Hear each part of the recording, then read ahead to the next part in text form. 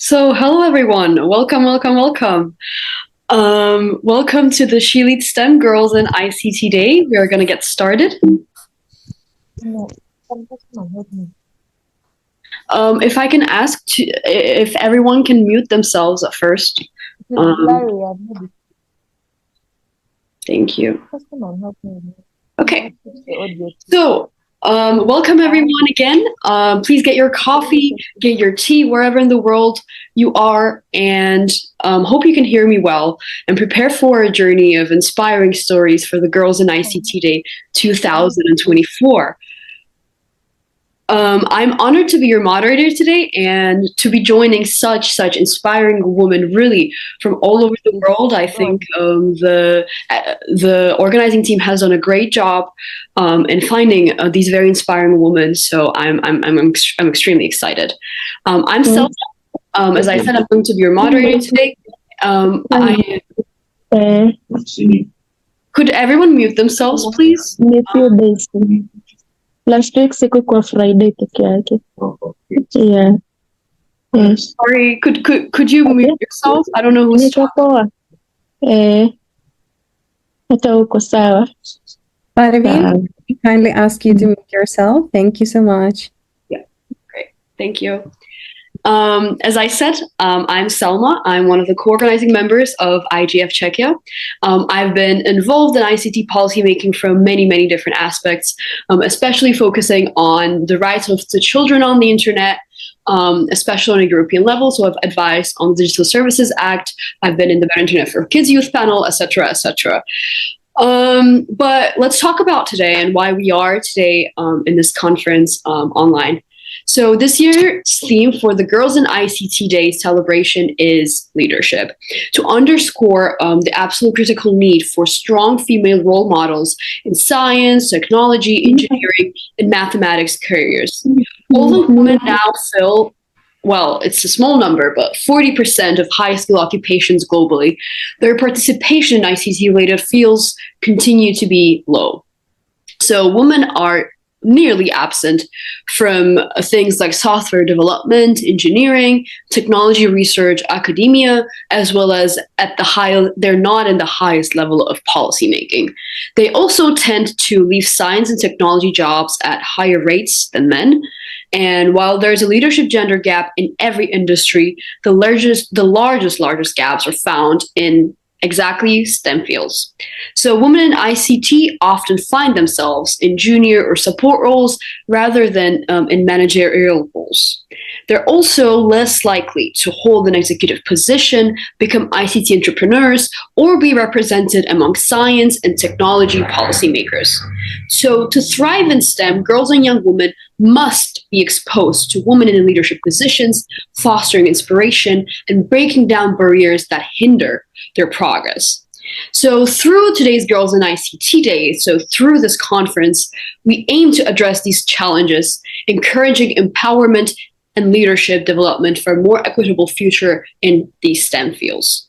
Welcome to our webinar, She Leads STEM, organized by IGF Czechia and She Goes Digital Kenya. So first, opening remarks, please. I would first like to invite Natalia Tercheva, founder of IGF Czechia and also a research specialist and a PhD candidate in Masaryk University. Natalia, the floor is yours. Thank you so much, Selma, and good morning, everyone, our esteemed guests and also valued attendees and dear friends. I am immensely grateful for your presence at this event, and it truly means so much to us. It is a special occasion as for the Girls in ICT Day 2024. And I am beyond grateful that in partnership with She Goes Digital Kenya, we can really move the barriers. Also the barriers, not only what we can do and what we can achieve as an individuals, but also across nations. So we can now see a very nice and fruitful collaboration between the European region and also the African one, which I think is a great thing. And thank you again for that. I really wish that we can aim together, insights together, share knowledge, and also, most importantly, inspire all the participants from various parts of the world thanks to this event, and also with more actions that are to come. So with this, I wish all of us and all of you a successful event and a happy Girls in ICT Day today. And I thank you very much, and I'm looking forward to all the amazing speakers and esteemed guests that will be with us today. Thank you, Natalia, for those amazing words. Now we will have Valeria Basua, and she is the CEO of She Goes Digital. Distinguished guests, esteemed colleagues, and aspiring leaders in STEM. Good morning, good afternoon, and good evening to all joining us from various corners of this world. I extend a warm welcome to each of you as we convene to commemorate International Girls in ICT Day 2024. Today, we stand at the intersection of innovation and empowerment, united in our commitment to advancing women's leadership in the digital sphere. As the Executive Director of She Goes Digital, it is a great honor to address you today. We will be embarking on a journey of enlightenment and empowerment, guided by the imperative of fostering women's leadership in science, technology, engineering, and mathematics.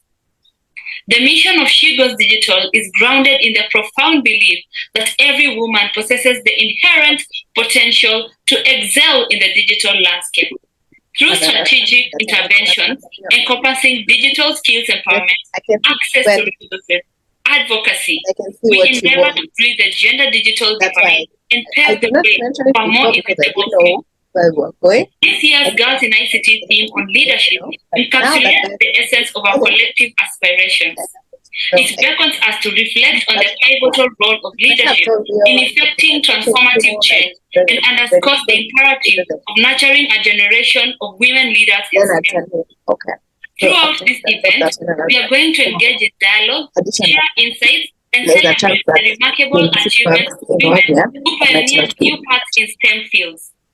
From panel discussions, exploring the challenges and opportunities in the digital age, to inspiring narratives of resilience and triumph, our agenda is both enlightening and enriching.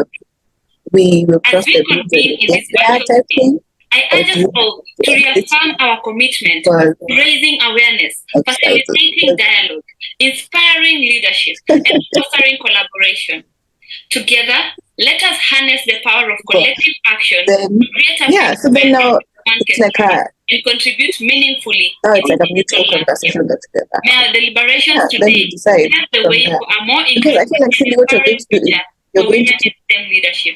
withdrawing, Is and officially you're just breaking open. the fat. Every time you withdraw, Thank you, check because I and love happy you, I want to back. Girls in Every ICT. time he wants to ask you to be girlfriend na huendi. Na huendi. Before we Una go withdraw, on, please your everyone heart. mute themselves. So by the time now you come to have that conversation, you'll be like, this is why you are withdrawing. Could we And please had ask you been everyone honest to mute at the themselves? beginning, this wouldn't have been a problem. You as a host can Yeah. meet others. This Yeah, is something so- we would have worked And you can out. also But you just kept co-host that withdrawing, they can meet withdrawing, as well. withdrawing, because you knew I was serious and you saw where this was headed.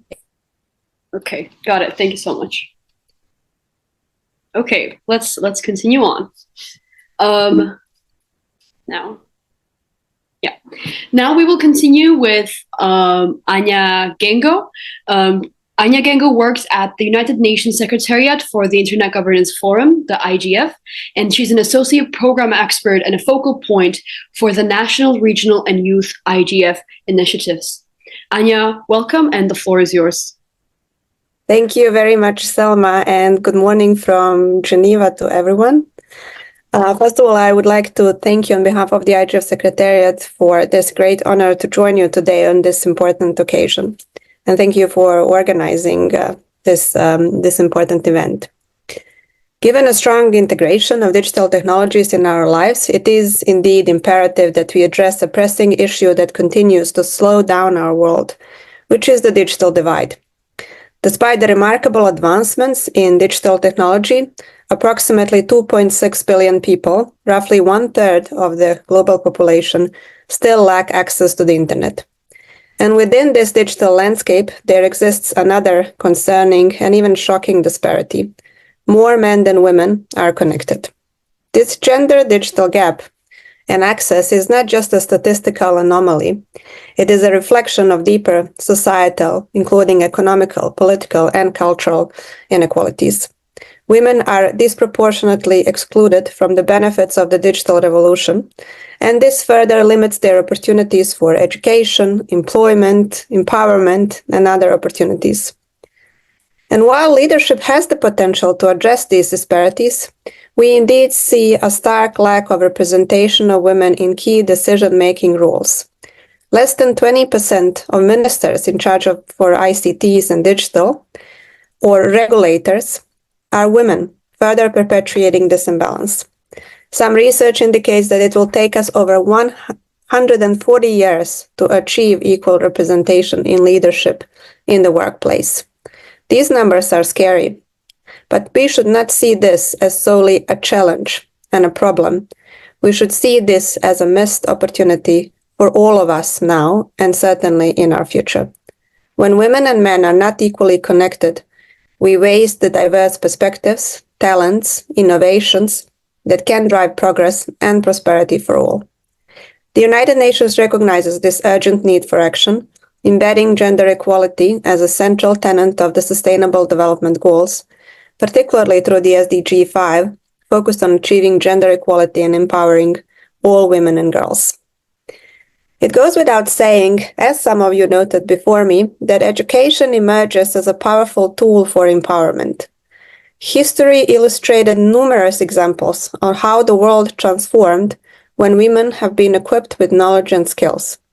From groundbreaking scientific discoveries, technological designs, sports achievements, all the way to political changes and revolutions. Women's participation has been pivotal in shaping our collective destiny. However, the world today does not give to all women and girls this basic human right, essential for empowerment and better life conditions for all people: the right to education. Not far from where are we connecting today, there are communities in which women and girls are bluntly denied this right through norms or through existing practices. This is unacceptable, and our moral obligation is to constantly remind on this, especially if we are in a position of decision-making power, to change this immediately. When physical doors of a school or university are closed for some women and girls, the doors to digital schools do not have to be. We, as the global digital community, have ways and means to ensure these doors remain open. At the Internet Governance Forum, we gather to discuss this and many more issues and action-oriented plans. Indeed, over the years, the forum has been a critical platform for addressing gender-related issues in the digital realm. It has facilitated discussions on meaningful Internet access for women and girls, as well as good strategies to protect them from online vulnerabilities and harms. Moreover, in addition to these discussions and dialogues, the IGF, through its structures, leads by example, with remarkable women assuming leadership roles within various structures. For example, the Nobel Prize winner Maria Ressa is the vice chair of the IGF leadership panel, along with several other impressive women that are members of the leadership panel coming from different stakeholder groups. Or take, for example, Ms. Carol Roach, chair of the Multi-Stakeholder Advisory Group, the MAG, of the IGF, that works together with 20 other women members of the MAG to create a program of the IGF that's relevant for all. If I start naming all the wonderful agents of change, women that started the national, regional, sub-regional, and youth IGFs, it would take me more than this day of the event. But for example, take today's opportunity, the IGF in Czechia, where we draw inspiration from your national IGF that to a good extent has been established and led by women experts, such as you, Selma, such as you, Natalie, a testament to the transformative potential of female leadership in driving long-term change for the benefit of all. Looking ahead to the 19th annual IGF meeting in Riyadh, It presents us with an unparalleled opportunity to further our commitment to digital inclusion of women and their empowerment.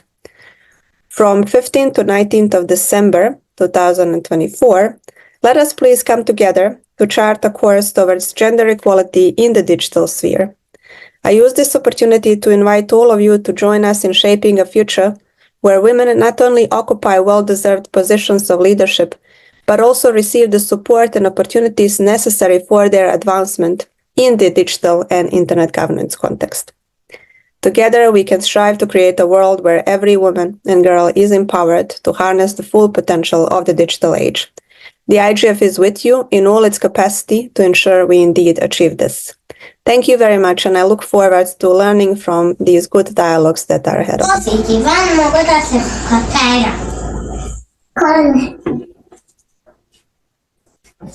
Thank you, Anya, for those very impactful words. And now we will continue with Rebecca Mungai, who is the she's from the Communications Authority of Kenya.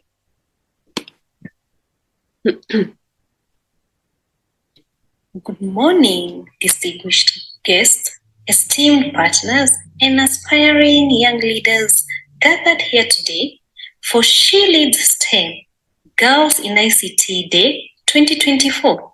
It is an honor to be with you on this momentum occasion where we come together to celebrate the critical role of female leaders in science, technology, engineering, and mathematics careers.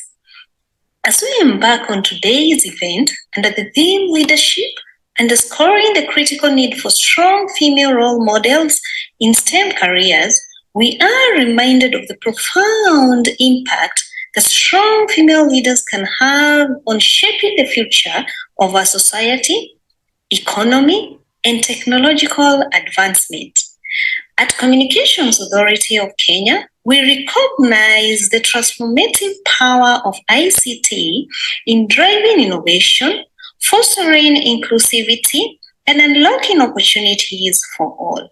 We understand the importance of providing a conducive environment that supports women's ambitions in STEM fields, and we are committed in championing initiatives that promote gender equality and empower women to thrive in the digital age. Through initiatives such as the Universal Service Fund, we have been working tirelessly to bridge the digital divide, ensuring that no one is left behind in the digital revolution. Our efforts are guided by the steadfast commitment to promoting accessibility, affordability, and inclusivity in the ICT services, especially for women, girls, and marginalized groups. Today, as we reflect on the progress we've made and the challenges that lie ahead, let us reaffirm our collective resolve to pave the way for the future where every girl has the opportunity to pursue her dream in STEM, where every woman can lead with confidence and inspire the next generation of innovators, and where gender equality is not just a goal, but a reality. I am confident that together, with determination, dedication, and unwavering commitment, we can create a world where female leaders in STEM are celebrated, supported, and empowered to unleash their full potential. Thank you.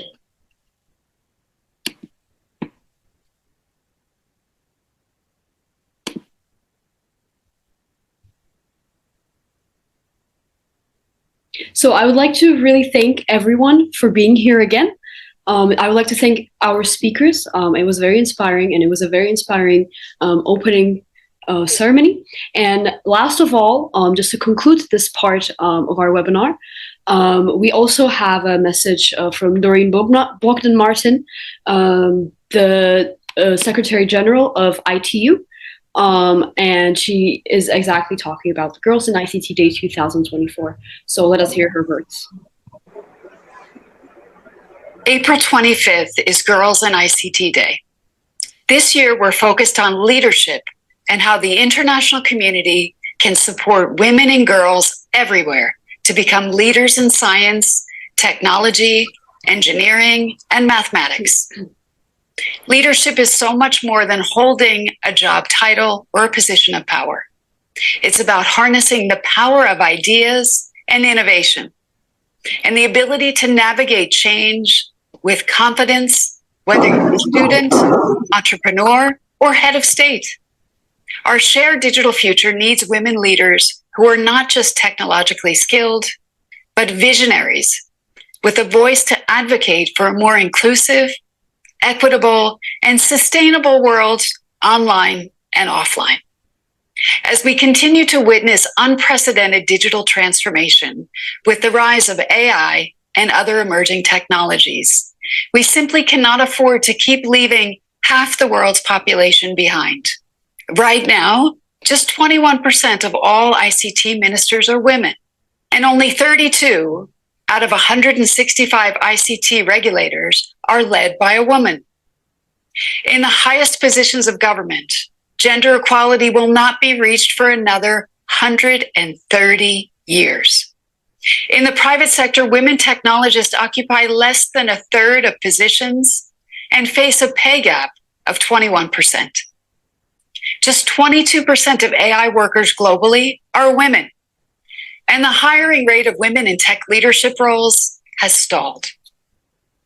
When we look at C-suite roles in STEM, just 1 in 8 is held by a woman. I think it's high time to turn all of this around. To all the young girls out there, the tech sector needs you.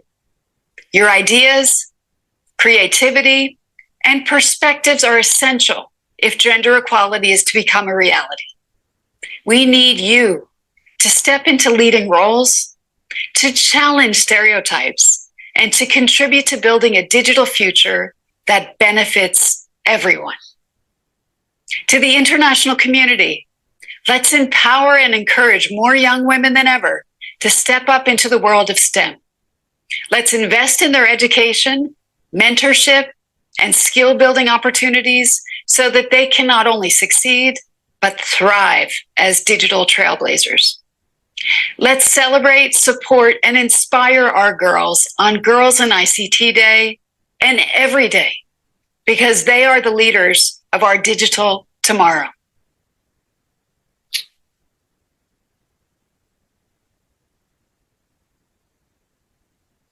So again, thank you everyone for being here. Thank you to all of our speakers. And before we dive into our first discussion of the day, I would like to let you know that we have a Padlet where you can post your story, you can connect with everyone because we cannot be in the same space together. So at least digitally, you can connect with everyone. You can put any kind of resources that you would like, any kind of stories. It's just a space to connect with each other. So please feel free to post things. And yeah, let's dive into our first discussion. Our first discussion is empowering women in the digital age, the challenges and opportunities. We have already heard that women are presented with a lot of opportunities and challenges. And while the technology has opened new doors for us, we have yet to overcome the systemic barriers that come with being a woman. So I would like to welcome our speakers. First of all, we have, and I'm sorry if I misspell anyone's name, I'm really, really sorry in advance, Theoros Elikplim Tsineku. From the DigiSpace Africa. She is the youngest lecturer at the Faculty of Journalism and Media Studies at the Ghana Institute of Journalism, where she teaches new media. She's also a first-year doctoral student at Kent State University, where she is researching the intersection of journalism, technology, and the use of new media platforms and generative AI tools for news production. Theoros, welcome, and can you please say hi if you are here so that I know that you're here? Hi, I'm here. Hello, welcome. Thank you for being here.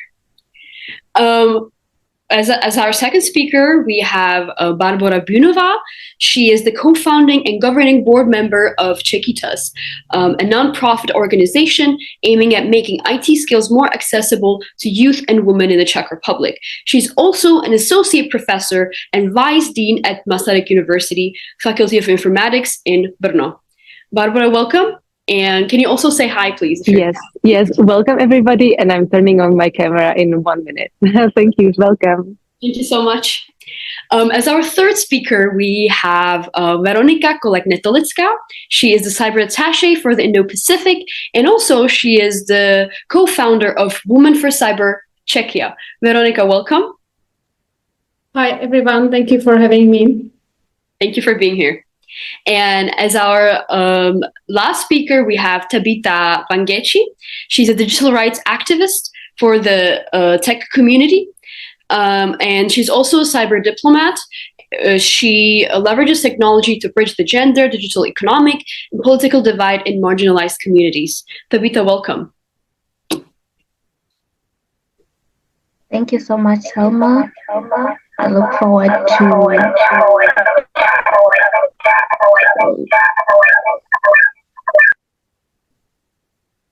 Thank you for being here. And sorry, as our last speaker, now we have also Nema Masitsa. She's a communication specialist at Kiktanet. She's also leading the Gender Digital Rights Program, where she's passionately advocating for human rights within the tech industry. Nema, welcome. Thank you so much. It's nice to be here. Thank you. So let's dive into our questions. Firstly, how do you perceive the current state of women's empowerment in the digital age, and what key challenges do you believe women still face in various sectors? This question is meant for everybody, so could we please start with Theoros? Yeah, sure. Once again, good morning, good afternoon, everyone. So just straight into the question of what are the current challenges that women, the state of empowerment in the digital age. I think personally that the digital age has made it more easier for women to empower each other. Take, for example, even this webinar and the various conferences that are happening, or the various activities that are happening this year and in the subsequent years to come. It's made possible because of technology, and it's possible because of internet. When we go all the way back, I don't think that was possible. Women were not really reduced. Reduced is not the best word, but women were made to believe that certain areas are not this. I grew up with a communication background. I still do, and I switched into technology in 2017 through an internet-related conference. Before that, there was not much interest in ICT. Not because I didn't like it, but growing up, I thought it was a man's work, and so the support wasn't there. But through these activities and through various things that are done, courtesy to the media, courtesy to internet, it has become more easier for people to be empowered, including women. And I think globally, there have been some sort of drive to intentionally introduce STEM education and encourage younger people to do that. I'm Ghanaian, and so even within the Ghanaian context, we have the Ministry of Education gradually and seriously introducing STEM into schools. They've built a whole senior high school, which is just basically for STEM education, where people are supposed to go there and have the education. We have organizations like IoT that encourages and train young people, all genders, including men and female, in the area of robotics, AI, and all of that. So I think the scope, again, is broadened, and women or young girls have more opportunities now, either in person or online. However, to the second part of the question that asks about the challenges, I think it's harder, in my opinion, to still encourage girls to take ICT, especially in the traditional or societal context, where some societies that still believe that a woman should take the softer skill job and leave the STEM education for men. It's also more challenging where more mentorship is not provided, more advocacy work is not provided in that regards. But I think growth is important, and growth as we have it now is way better than what we have in the past. So the best option is to look forward to more of such opportunities where we as this generation empower the younger ones to come after us and to work in synergy with each other to be able to promote such an innovation or promote such opportunity around. Thank you. Thank you. Thank you very much for the very insightful comments. And perhaps can we also have Bara answer this question, because you're leading one of the biggest Czech nonprofit organizations, the Czechitas. Yes. So from your experience, what do you think are the challenges? What kind of do you see while working with young women? Yeah. That they face. Thank you very much for this space. Indeed, this organization is called Czechitas, and so far, throughout the 10 years of its existence, it has empowered over 70,000 women with basic digital skills, and thousands of them have actually graduated from courses so advanced that they changed their career. So we work with thousands of career changers who are changing to technology. Now, what I feel is specifically very challenging for them is that what we see among women is that they are later technology adopters. Often they are not encouraged so much since a childhood, so they start adopting technology later. And being those later adopters, it brings extra challenges that the boys do not have. For example, girls typically start with a different subject or different fields and then are trying to bring these to technology, making technology more impactful, multidisciplinary, and having a different take on what technology is for, because technology ultimately is for a purpose. It's not about the technology itself that we should focus on. We should focus what kind of purpose we can achieve with technology. And that's typically the view that girls and women have. However, when they get integrated into environments, into companies, this view is taken as there is not understanding that this is what technology is about. And so they are faced with this kind of stereotypes that if they talk about the purpose, it's because they want to hide that their expertise maybe is not so strong. They want to kind of get away from understanding the depth of technology. And that is absolutely unfair, because it is their power and strength to actually see the context of what technology is made for, but it's not yet a value in the technology sector, especially when they blend in the sector that is very, I would say, non-diverse at the moment. And that's the situation in the Czech Republic. We are on the last position within Europe in terms of representation of women in technology. Only 10% of tech specialists are women.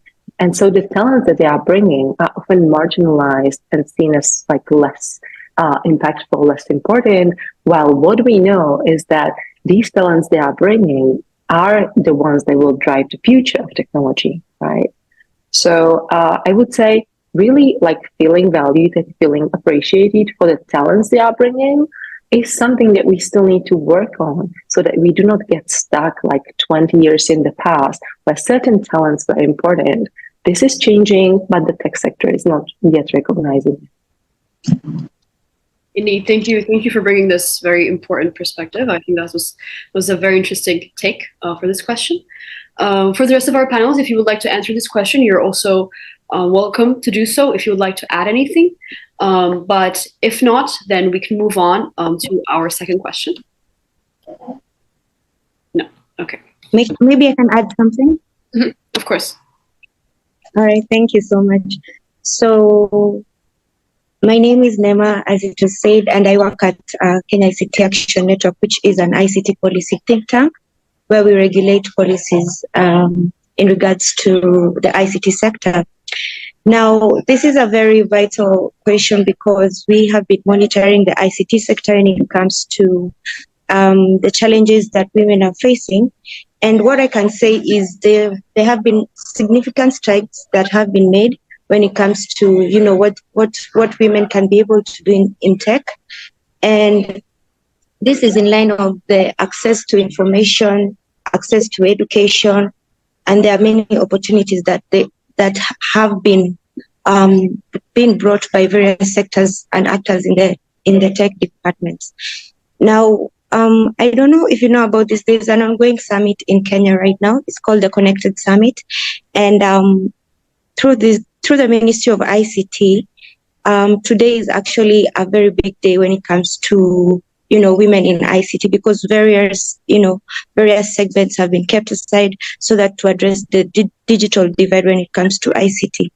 Now, some of the gaps that we've been able to figure out since KICTANET has been tackling this issue since 2014, where we did a research on the dark sides of ICT when it comes to the digital sector, is that there is a gender gap when it comes to digital tools. There's a gender gap when it comes to the workforce, the tech workforce, especially when we are trying to move from having physical classes to having online classes in the various STEM sectors.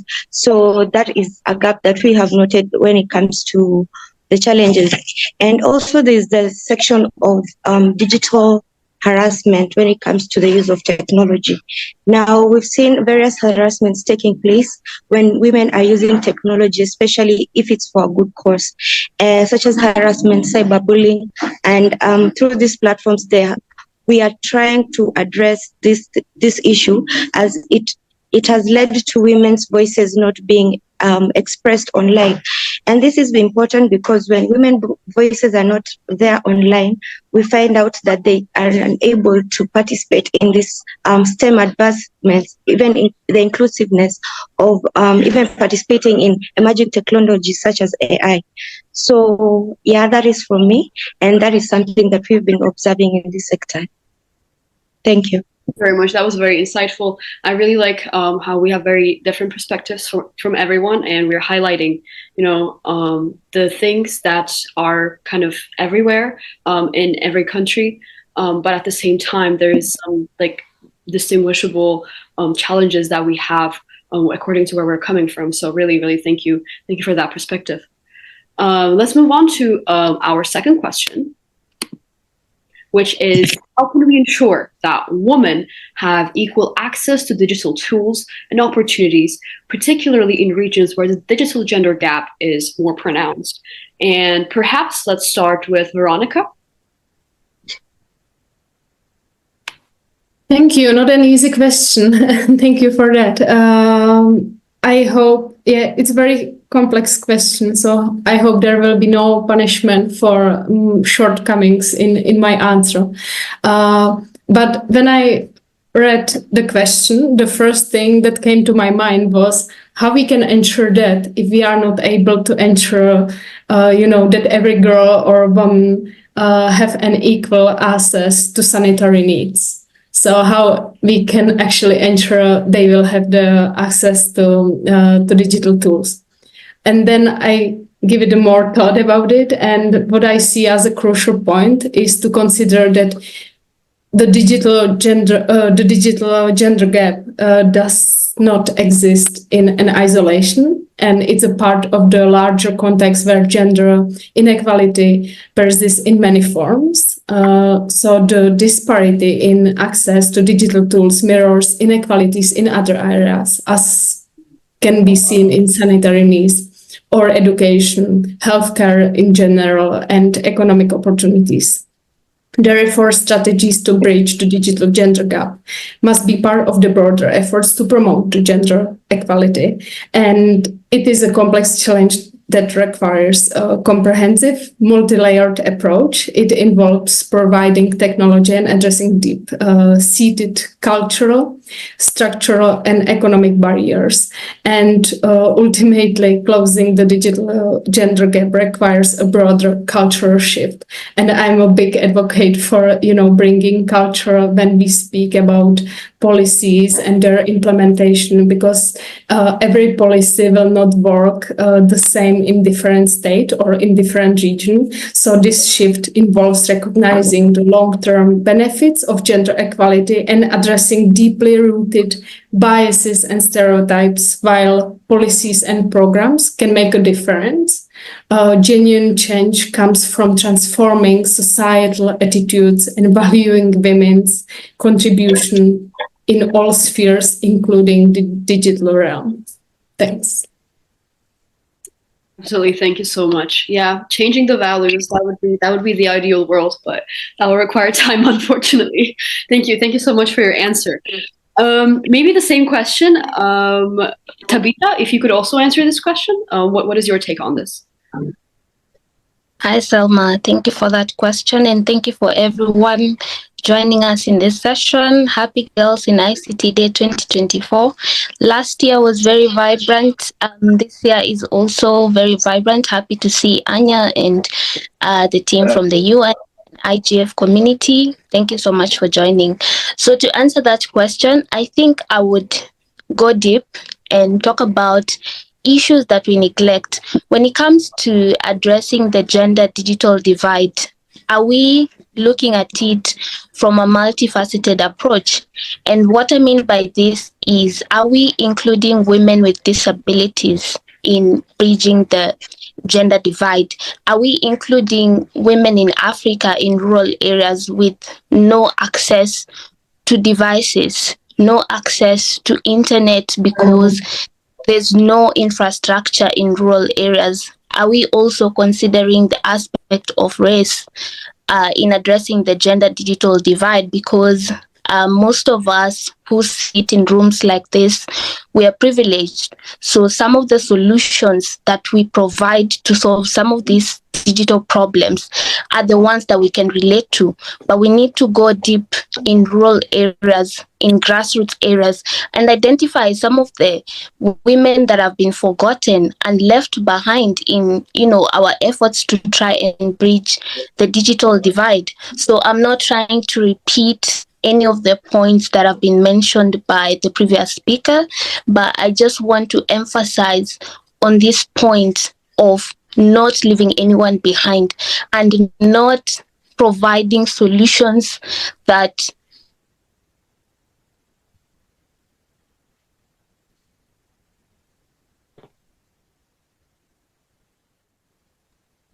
Tabitha, I think we lost you. Yeah, I think connection. Yeah, I think we did.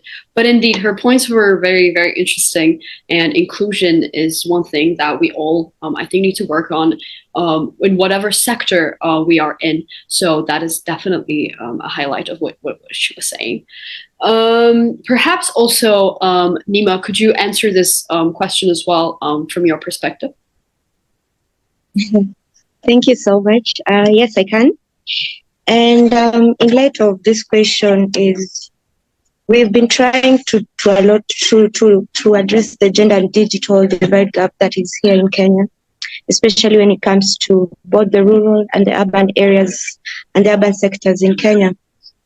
Now, something that has been working for us, we've been doing capacity building projects whereby we are training women on cyber hygiene, cyber awareness, cyber security, and we are helping them understand the laws that are in place when it comes to addressing online gender-based violence.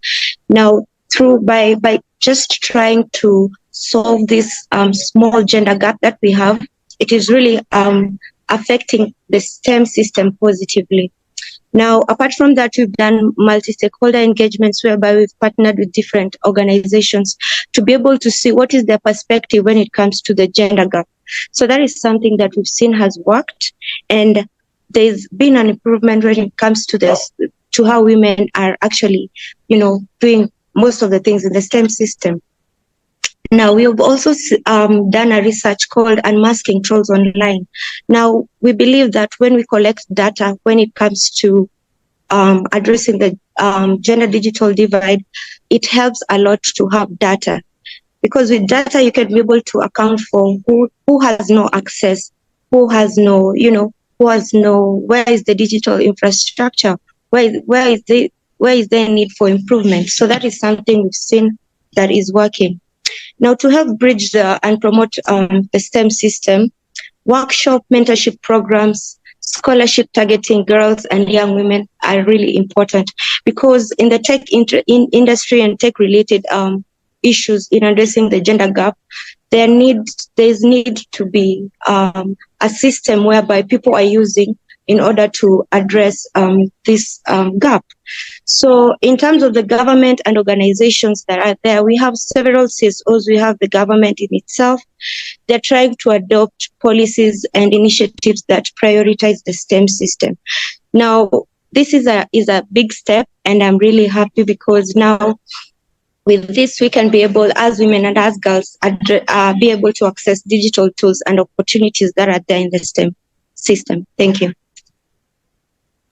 Absolutely. Thank you. Thank you very much for sharing your best practice.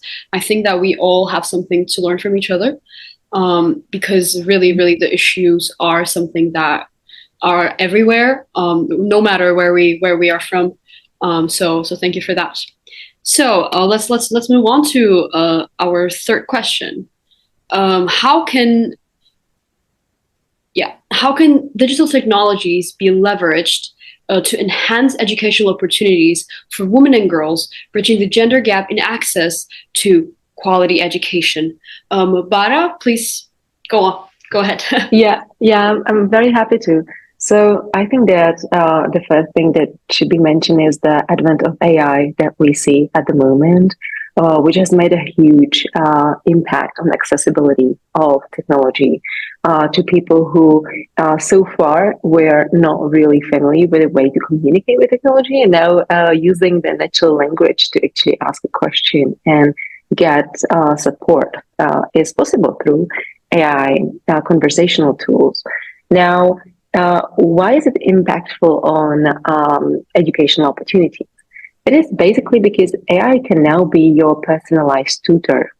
So whatever specific needs one person has, for example, even having some kind of disability in receiving information, or maybe being, a little reserved from technology, whatever kind of like specific need we have in approaching technology and learning and having education access.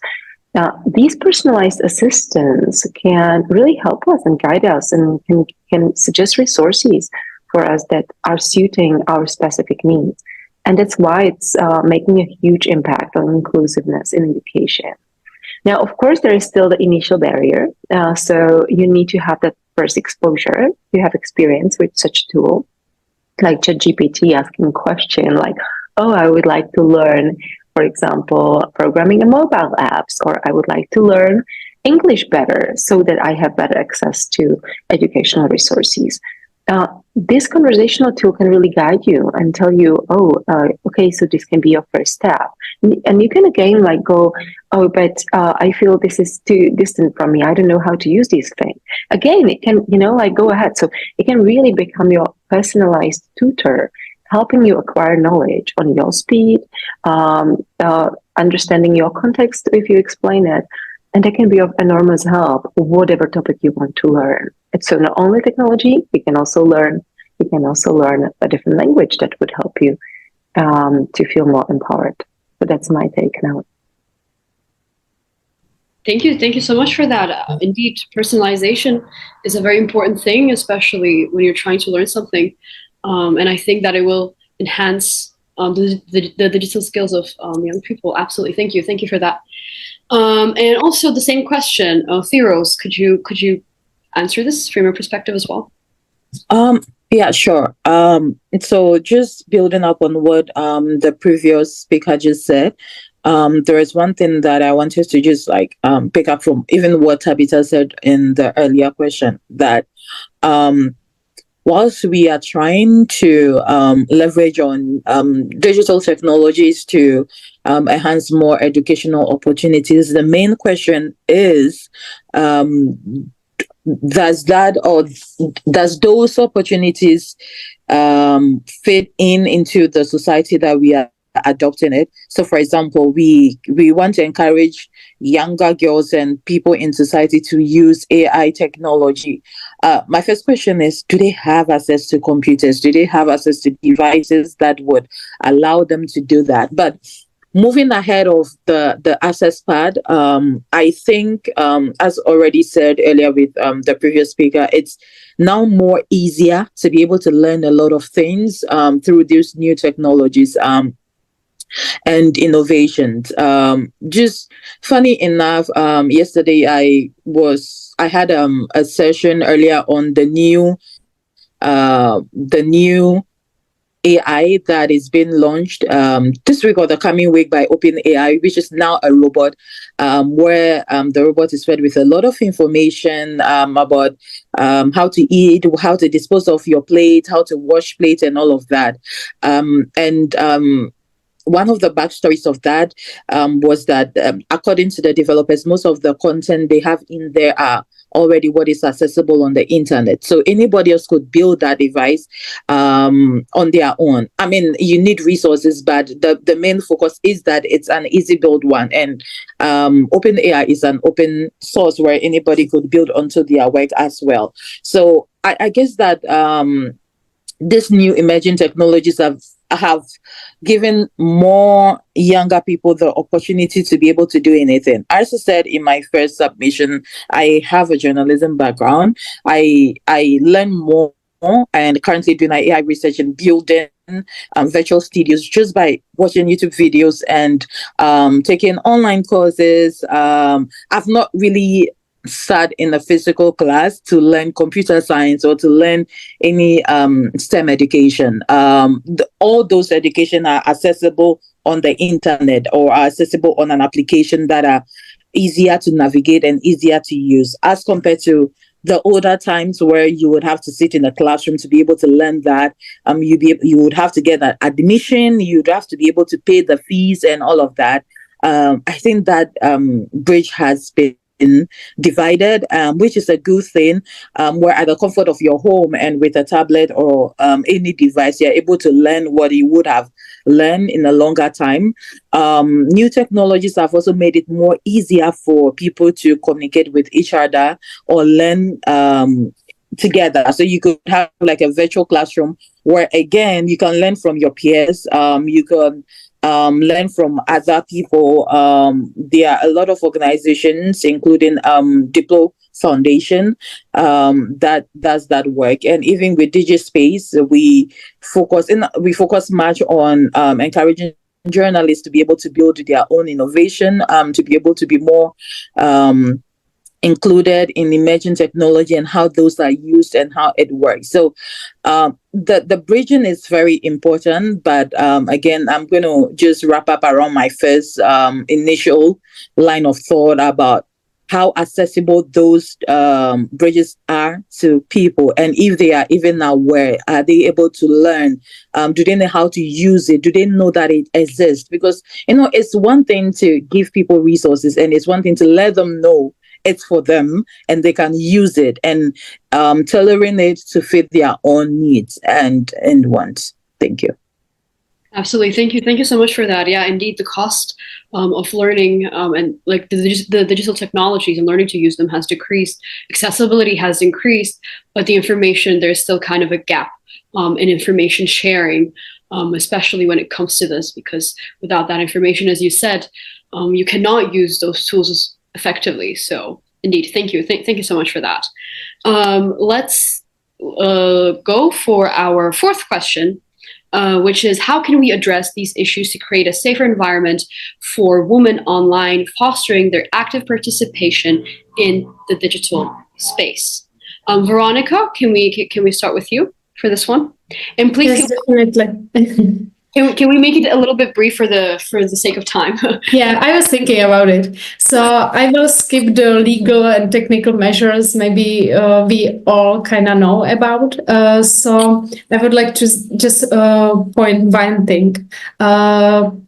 there is a huge role that online communities can play in ensuring women's safety. Effective moderation and community guidelines are essential to counter harassment and abuse.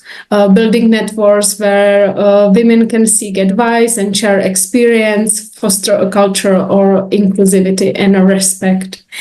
Digital literacy programs can equip women with the knowledge to navigate the digital landscape safety, while highlighting the role models in technology and cybersecurity can inspire more women to engage actively in the digital space.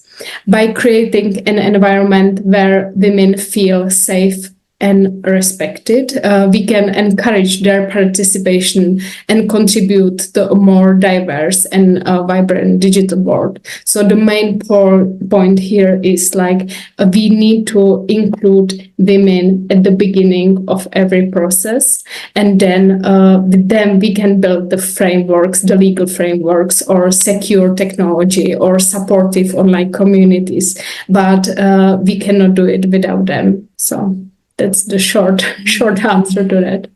Absolutely. Thank you so much. Yeah. In the youth sector, there's something called youth washing. So I would call it like woman washing, where you try to include women just for the sake of it without actually including the women in the processes. So I think absolutely like what you kind of highlighted is very important. To have women in every possible. Thank you for that.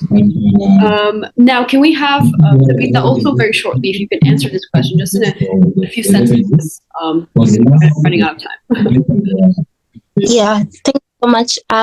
Actually, just allow me to comment briefly on what I was talking about before. I think then I'll add one point on that.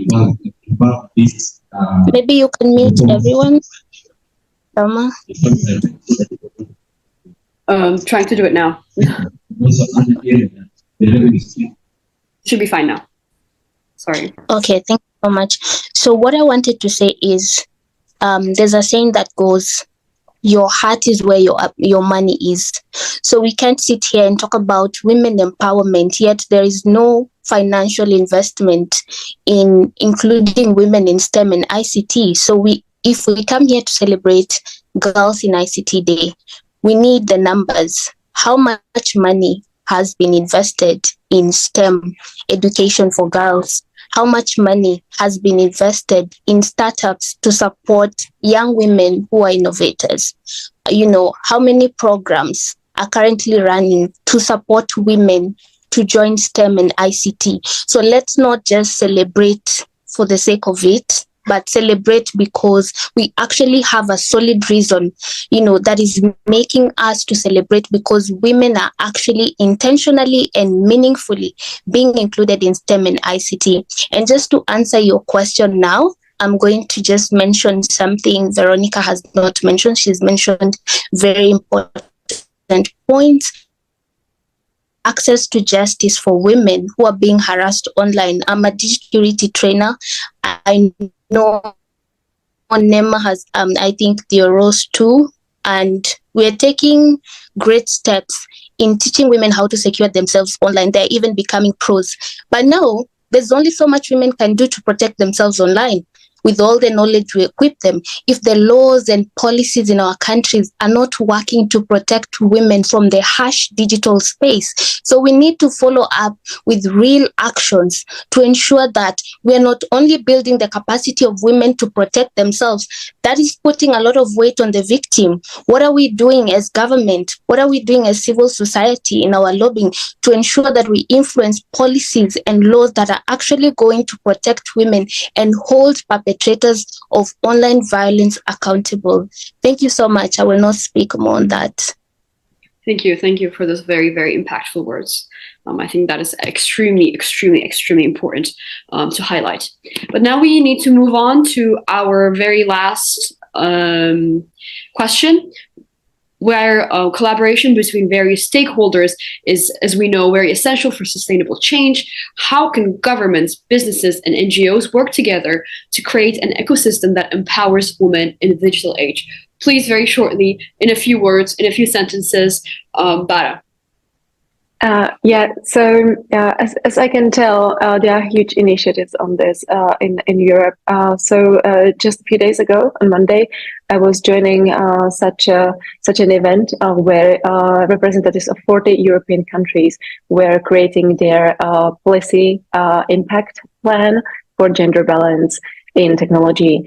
So we were working with groups. I was working with Poland, Hungary, Lithuania, and Estonia, creating our policy influence plan, and we had representatives of Czech government. Two people from Czech government joined the event, even the ambassador, because it was held in Lisbon.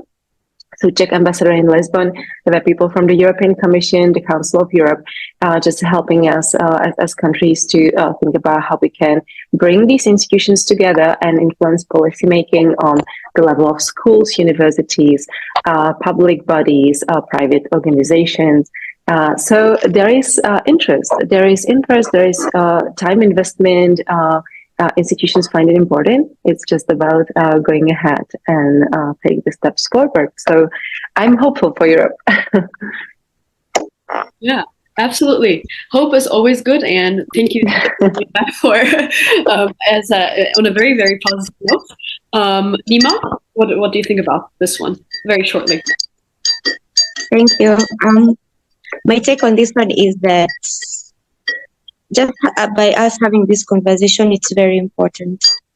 By us being able to talk about it is important, because you can only take a risk so far, in addressing an issue. So policy advocacy, capacity building trainings, research works, and it works, because without data, especially in research, you cannot be able to access, like how Tabitha said, that there is a gap in accessibility for persons with disability. So how can we do accessibility scorecards on this? How can we create safe spaces where women can be able to speak? Can we use WhatsApp groups? Can we have mailing lists where women can be able to, advocate, use their voices to be able to say that I have seen a course in the same system whereby it is not working for me because our voices are not there. So it is very important to have an inclusive type of environment where everybody participates in everything. With emerging technologies, there has been the issue of data protection, which is now being even addressed here at the Connect Summit, where we have over 60 countries represented here. And they're trying to come up with clouding systems where Kenya can also adopt. So there are big issues that the government is able to do, and there are issues that CSOs and NGOs can be able to do. So what I can say is it is important for everybody to know their role in this ecosystem, so that we can be able to address what the issue that is present. Thank you. Thank you. Thank you so much. And lastly, Theros, your last words on this topic, and then we will sum up this panel. Yeah. Just quickly add on the previous speaker is the fact that once each stakeholder group knows what they are supposed to do and play their role, it will be good to work in synergy to promote the same thing, because there is nothing worse than different stakeholders fighting against the same thing. It doesn't look or hold well. And so businesses do their part, NGOs do the advocacy work and creating the space. Most government also do their work by establishing, encouraging, and allowing the laws to work, creating regulations that allows for swift systems and protection for women, or the opportunity for them to get to work as well. So again, just to wrap on my point is that there should be a high synergy between all stakeholder group in order to be able to achieve what we want to achieve. Thank you. Thank you very much. I also see Tabitha raising her hand. Yes, thank you. I actually really wanted to make a quick comment on this question and provide maybe a practical... Very quick, because we're really, really running out of time. Yeah, so what I wanted to say is, in this question, we need a strong multi-stakeholder approach that is very specific. Governments supporting civil society, community-based organizations, and grassroots organizations that are providing informal ICT capacity building education and training to young women, especially in rural areas, for them to be able to participate in the digital world. That is very important. They need to be supported. We need to invest in them and recognize, especially in the ICT sector, women, the capacity and ability to work in the digital era. Every stakeholder represented in this meeting should take that as a challenge and advocate for that wherever they are. If you're a grassroots organization building the capacity of women, continue doing so with the resources you have. We'll continue lobbying legislators and government to continue investing in your activities and in the education processes that you're doing in the grassroots community, because it has an impact and it ultimately contributes to bridging the gender digital divide. Thank you so much. Thank you for the very impactful action steps that everyone contributed to this discussion. So I'd like to thank our speakers, Theros, Bara, Veronica, Tabitha, Nima. Thank you all for sharing your insights. Thank you all for being here. And yeah, I hope you enjoy the rest of the conference. So thank you really. Thank you so much. Thank you so much. We would also like to conclude this kind of part with a best practice from the Czech Republic. As we said, we had Bara as a speaker. She probably doesn't know about this, but this is just as an example of a best practice, very quickly, a video of how Czechitas works. IT žene Česko dopředu. Je to perspektivní prostředí, ve kterém ale dlouhodobě chybí lidé. Více lidí v IT by pro Česko znamenalo více lidí s dobře oceněnou prací, větší konkurenceschopnost firem a větší odolnost vůči krizím. Proto jsme tu my. Nestátní nezisková organizace Czechitas, která ženám svět IT představuje a umožňuje jim doplnit si své dovednosti. Od juniorních datových analytiček až po AI transformation manažerky. Od mladých holek přes maminky na mateřské až po ženy v předdůchodovém věku. Některé ke změně oboru mají podporu doma, jiné mají pouze nás. Vždy mají ale jedno společné. Jsou odvážné, mají píly, odhodlanost a disciplínu.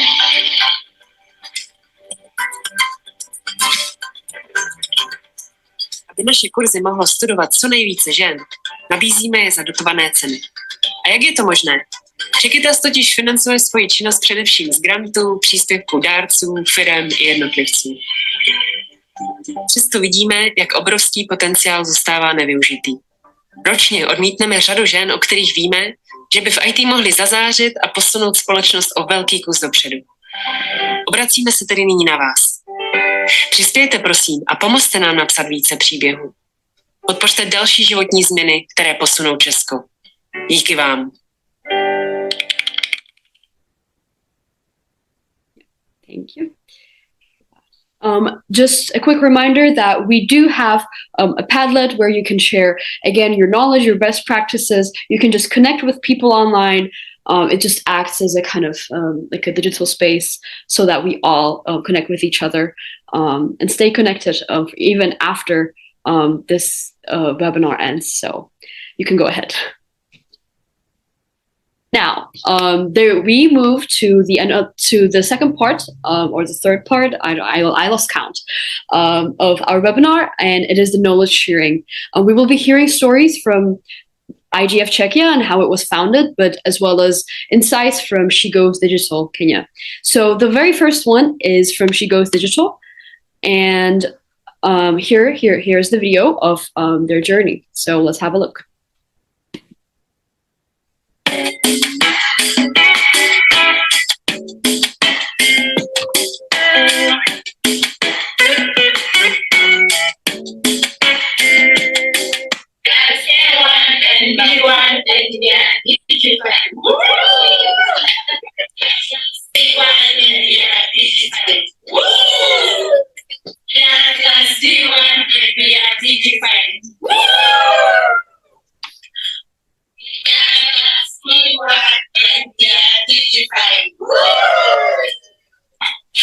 We are entrepreneurs from Teachify. empowered and transformed through immersive digital skills training, mentorship, and access to resources tailored specifically for women. To be digified is to embody modern, in-demand digital skills and technologies, fostering personal growth, financial empowerment, and inspiration.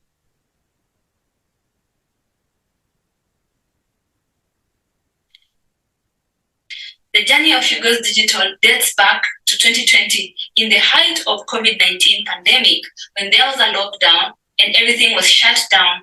People had lost their jobs. People were not able to open their businesses, and there was despair in the world. At that time, we were still running Village Pillars as a social project, still committed to promoting gender equality by empowering women. On a casual day, I took to my social media platform to share that for those who are looking to earn an extra income in the comfort of their homes, they can do so by being digital gig freelancers online and offering digital skills like digital services like transcription, captioning, and article writing. To me, I thought that it was obvious, that these skills were obvious, that this knowledge was obvious, but that didn't seem to be the case. Following by the huge number and overwhelming response, all of which were women who were interested in how they can be able to make money online, but they also did not have the skills, and some of them did not even have computers. This encouraged me, and Hugo Digital started as a need that was very, very evident.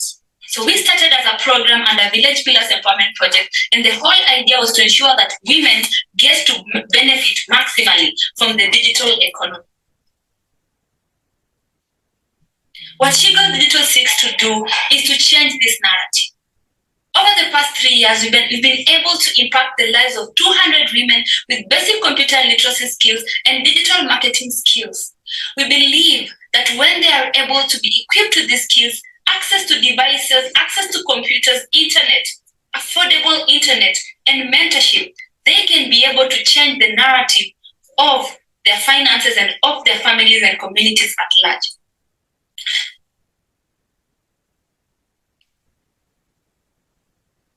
So I've learned about typing skills. At least I was slow, typing. But then at least the typing was done. At least I've learned something. At least I can now use a computer to access my drive and my Gmails and all that. Thank you so much. I'm glad. Karibu. I've learned how to save files, how to create documents and folders in the drive, and how I can edit it and send it to various people. How I can also format the way of sending the files and folders. Actually, I've learned a lot. One being the sending and the receiving of emails, and I've also learned how to create my own project since I was very low at doing it. So the master over there. Yay! This is the part of the computer, like the mouse, the keyboard, the monitor, and that stage. Okay. This week I've learned about the services we get from the computer, being e-commerce, e-governance, e-reservation. Wow. Computer skills like typing skills, parts of a computer. Thank you. Okay. This week the session was so engaging. I've learned a lot. Parts of a computer, outside. You know, to compose an email and send it. So many things. Thank you. Karibu. And I've learned much more on merging. Thereby, I know how to merge emails and merge my numbers and backing up my contacts in my drive. That's all. Thank you.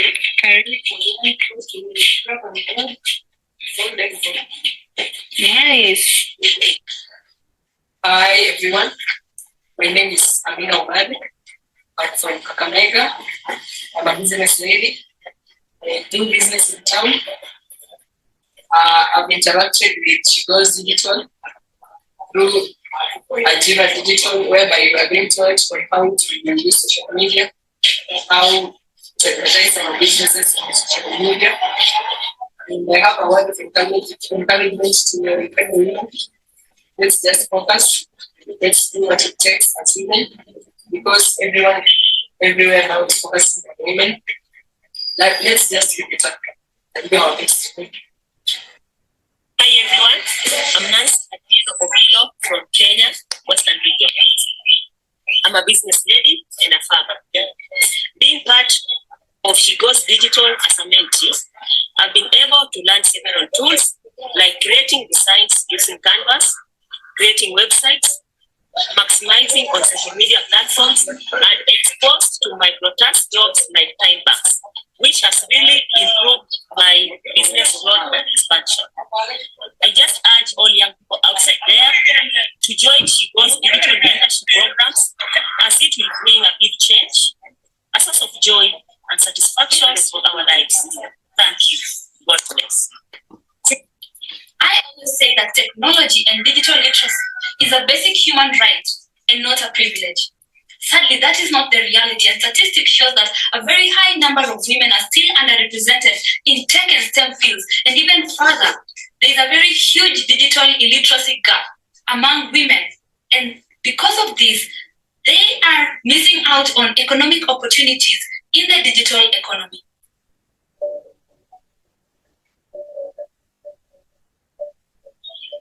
Sadly, currently our hub can only host 10 to 15 participants with only 8 computers and unstable internet connectivity. We believe that there are thousands of women out there who are hungry for this knowledge, for these skills, and they are unaware of what technology can do for them economically and financially. This is a call to action. A call to all those people who believe in the power of technology. A call to all those people who believe that women deserve a seat in the table of IT and STEM-related careers. Our hope is that as She Goes Digital, we can be able to expand before the end of 2024 to a hub that can host a minimum of 50 participants, with at least each participant having their own computer. We hope to be able to have stable internet connectivity that even with the huge power outages, especially in rural communities, just like it has happened right now as I'm recording this video, they can be continuous electric access so that they can be able to use these computers to work, to study, to access digital opportunities, and to learn digital skills. Our projection in the next 5 to 10 years is that we want to create a platform that can connect digital gig freelancers in Africa with legitimate and legal jobs. The current state is that most Africans are sidelined from digital gig work, and unfortunately most of them have to forge their identity because of unconscious bias. We want to bring dignity back to digital gig work to ensure that their labor rights are protected and that to protect them from digital fraud. Join us in making this a reality. We also hope to expand beyond Kakamega County. Kenya is made up of 47 counties, and a majority of these counties are rural communities. There are thousands and hundreds of thousands of women, both young and old actually, who are in need of these skills. We need to have more hubs, at least 2 or 3 hubs in each county, just to ensure that the community members of those counties can be able to take advantage of these hubs and of the skills and the courses that we are providing. We are reaching out to each and every one of you, and there is no format as to which and how you can be able to support us. You can support us through purchasing a computer, through donating your old laptop, tablet. You can support us by sharing your technical skills and knowledge, helping us to come up with the right in-demand curriculum for the modern digital skills. You can support us financially. You can support us by sharing your networks with us. Whether you're an individual, a civil society organization, a government, international organization, in a philanthropist, it doesn't matter who, what you do or where you're from. Your support is needed in making digital inclusion a reality for women in Kenya and Africa at large. Thank you.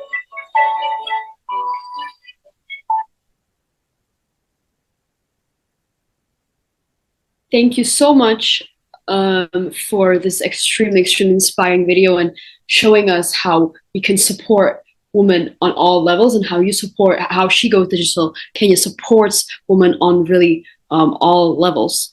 So now we will take about a 5-minute break. So please come back at 56, and then we will continue with our and our other panel, where we will talk about inspiring stories and the journeys of young female, I would say almost role models. So please come back at 56, and yeah, see you soon. Get your coffee, get your tea, and yeah, let's get back at 56.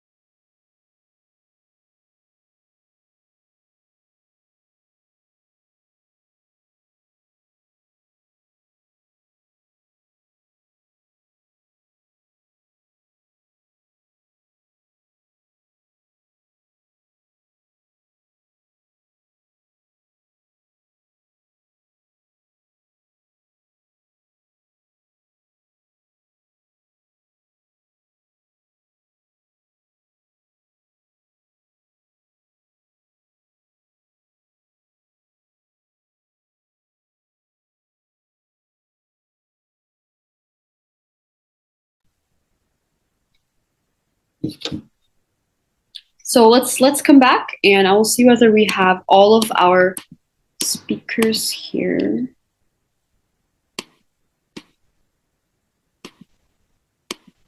So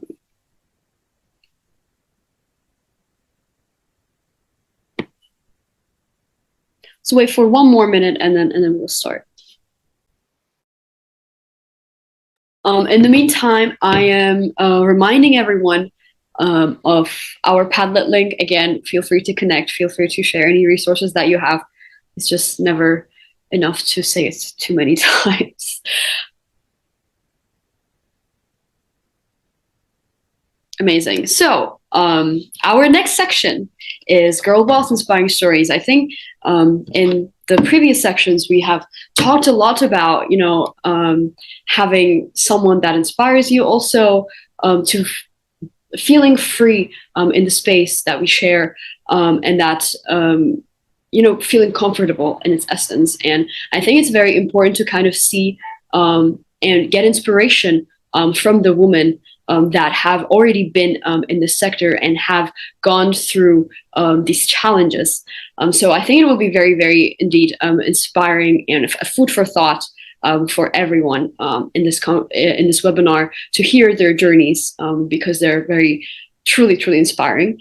And yeah, so our speakers are Laura Aw.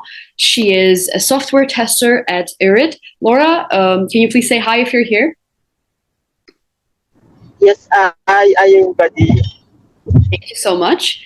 Then we have Claudia Lapredi. She is a master's student candidate in digital news technologies and public policy at Sciences Po Paris. She has also an academic and professional background in the fields of cybersecurity, internet governance, and she has also previously worked at RIPE NCC, and she was in the Next Gen program at ICANN. Claudia, if you're here, can you say hi? Hi, everyone. Very nice to be here. Hello. Then we have Emilia Zalewska, who is a lawyer specializing in regulations and policy related to new technologies and internet governance. She works as a senior specialist for strategic cybersecurity analysis at the Polish National Research Institute, NASK. Emilia, warm welcomes and hello. Hi, hello. Nice to see you all. You too. Then we have Teresia Aloch. She is the youth coordinator for Embakasi South Subcountry in the Office of the Youth Senate, but she's also an IT professional specializing in software development, both front end and back end, and also a graphic designer deeply involved in community initiatives. Teresia, welcome. Hello, thank you so much. And lastly, we have Rosemary Vairimu.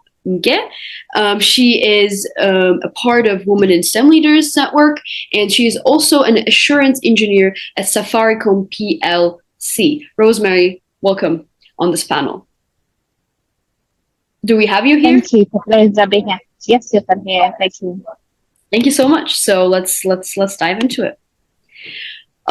First of all, can you share a significant moment or experience that inspired you to pursue a career in STEM? Laura, perhaps you could start for this. Yes, okay. So thank you for this opportunity, and I would like to also thank Regina who invites me.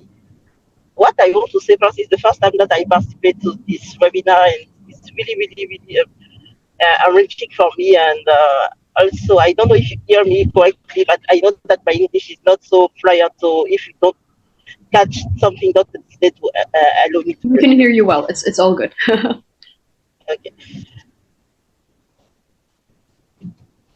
Yeah, you can go ahead and answer the question, of course. Yes. Okay. So what I want to say first, when I began my study, I was really far away to do ICT. I was interested by the petroleum industry, so I have started my study there. And after, because I moved from Côte d'Ivoire, where I did my school study, to Belgium, I switched from petroleum science to ICT because I found that the ICT sector was more dynamic.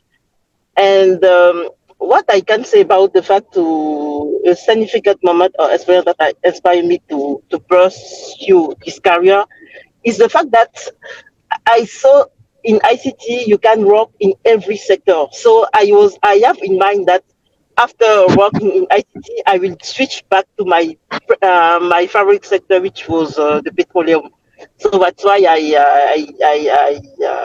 I switch to ICT, and then I know that I can work on every sector that interested me. Thank you so much for this. And perhaps, Emilia, can we also get your answer on this?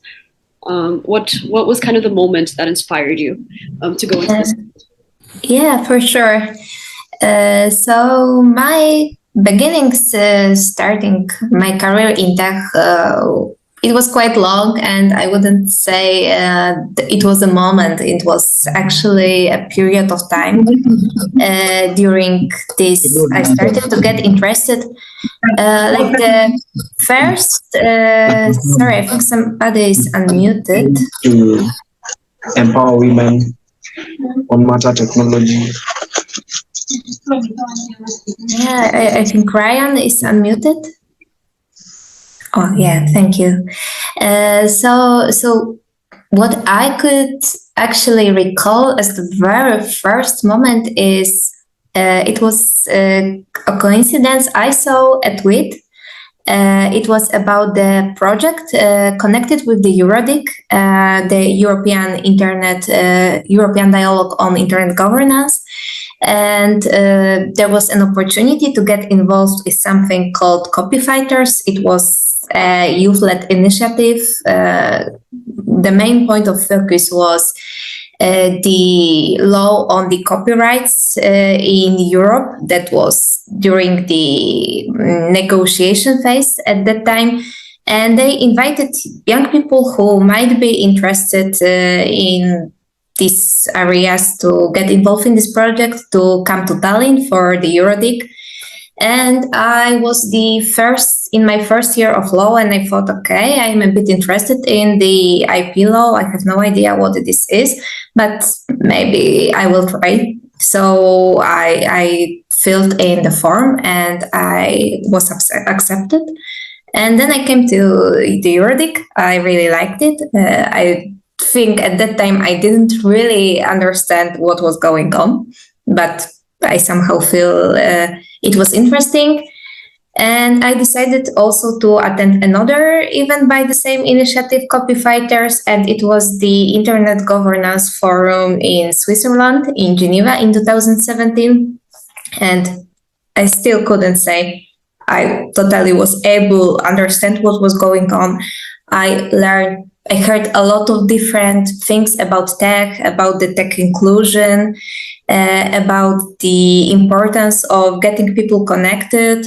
It was really coming out of my bubble, that learning that when we are talking about digital rights here in Europe, like the right to privacy, the right to the freedom of expression in the internet, in other countries, there is no such a level of conversation because they don't even have access. So for them, there is no access at all. So the privacy is a totally different level because they don't have something as an online world. It doesn't exist for them. So this was really eye-opening, and I wanted to get more involved in this area.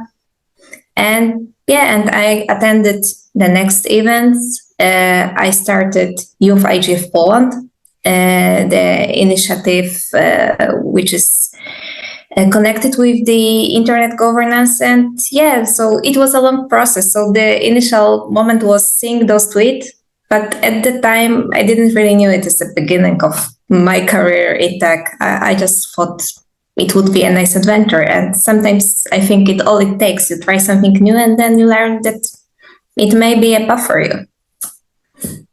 Absolutely. Thank you. Thank you so much for the insight. Can we also have perhaps Theresia to answer this question? How did you get into the industry? Thank you so much, Selma, for this opportunity. Hope you can get me loud and clear. And to the organizers of the event, also thank you for this opportunity. I'll start by quoting what the guest of honor, Anja, what she said. When doors for universities and colleges close for some women and girls, doors for digital skills or space do not have to close. That's where I'll start from. Personally, I've been born and raised in a slum. It's called Mukuru kwa Ruben. That's where I do most of the community development work in that community. In that community, after high school, majority of the people tend to go sideways because it becomes like end of it for some girls and end of it for some boys. So that's why they tend to go into other harmful acts. For the girls, teenage pregnancies come in, early marriages come in. For the boys, drug addiction comes in and all that. So a significant moment is when an organization called Nairobi Trust came to Mukuru during that time when I just completed my high school. So they came up with a program for supporting people in the digital skills. To me, my family was not able to take me to the university or to the college. To me, that door was closed as per the guest of honor's speech. But now there was another door that opened through now the Nairobi Trust. So when I enrolled for this course in the STEM, I joined. There was a process. There was a link to join. I went through the process. I went through the interview because the need is high. So there was an interview in order to get the chance. So I went through it successfully. I joined. I started the first one was 12 weeks training. I went through the 12 weeks training, the digital skills, the basic one. So I so much got interested, and that's now the significant moment that led me to that. And the experience is most of the girls in my community after the high school, they tend to go sideways. So that is what has really inspired me to pursue a career in STEM, and not only for myself, but also for my community. Thank you so much. Thank you for that. Perhaps Claudia, you could also answer this question. Of course. Hi, Selma. Very nice to see you. Hi, everyone. Well, in my story, I feel like I relate a bit to what Emilia said. Of course, once you enter this world, at first, especially if you don't have a super technical background, it can be a bit confusing. Personally, I was like, my debut was because of pure curiosity. Basically, I have a political science background. And for my first thesis, I decided to investigate how politics are applied to the internet. Basically, I studied the cybersecurity regulations in China. And by writing this thesis, I realized how little I knew on the subject, and especially on the technical aspects of it. So this made me pursue a career on the edge, basically between governance and technical side. And the more I learned about technical, the more scared I get, but the more interested I get as well. So personally, it started in the political science, and then it kind of went into the technical side. But yeah, so my journey is still at the beginning, to be honest. Amazing, but it's also great to hear, from that perspective. Thank you so much. So we have covered both kind of the aspects of, learning it because you've tried something new, but also because you wanted to. So I think we have very, very good differentiation, like perspectives within this. Also, Rosemary, can you answer this question as the introduction question, kind of? Sure. I'll go with my response. Am I audible? Yes, we can hear you well. All right, good. Thank you. So I'm from Kenya, and the reason why most of us pursue what we pursue initially is because of the money incentive bit. So you will always be keen to find out where can I get more, So when I was really young, my plan was not to get into STEM. I had a rich relative who was an accountant, and I wanted to be an accountant. But as I grew and I went to school and I had interest in sciences, so that's how my interest shifted. And I actually come to realize that in as much as you're doing STEM related things or whatever STEM area that you're in, everything works together. It's like it's a community of people that you have to work together, irrespective of the area you're in. So with time, as you work on tech and you become better in tech, you will want to also understand the business implication of this tech that you're bringing on board. You want to understand the environmental implications that are on board. You want to understand the government policies that affect these issues that you're on. So you might start off on STEM, but as you grow, you might want to also understand other policies. But anyway, how I joined is just interest and going through the interest and getting mentors to push me through it. And yeah, that's why we're here. Thank you. Thank you so much for your answer. So our first question also, or the second question, what motivates you to overcome challenges in your career, and how do you stay resilient? Let's start with Amelia. Yes, thank you very much for this question. I think it's a very interesting one, and it also made me think about what actually makes me resilient, because I'm sure that we all overcome some challenges and obstacles from time to time, not only because of being women in the male-oriented industry, but in general, because of being young women, for example, or some other types of obstacles. What I think is that I am very goal-oriented. So if I have a purpose, I am very motivated to achieve it. So what drives me in my work is I know that something that I'm doing, it's beneficial for, I don't know, to have a better law, for example, or that the knowledge about the area, I think it is important, it is widespread. I have this privilege that I work in the public sector, so actually I can have this sense of purpose that I'm working for a public good, not for somebody to become richer, but for the society to be better educated, for organizations to be safer, the law to be better. I think it's really satisfying. Of course, I am a very, very small element of this whole structure. But I think for me makes me resilient to different difficult things that happen from time to time is that if I have a purpose, if I don't see purpose in my work, I must be honest, I get easily bored. So that's this thing. So what I think it's really important to see what your work is, what's your motivation, what's the purpose, and it is great if it is not only your own purpose, but also you can see a bigger one in what you are doing. And I think also participation in different youth movements. I used to be active in different ones. It is another good opportunity to feel this purpose, because you can see the capacity building of people around you. You can see how your work helps others to get better, to feel more empowered, and this is something amazing. So that's my perspective on this.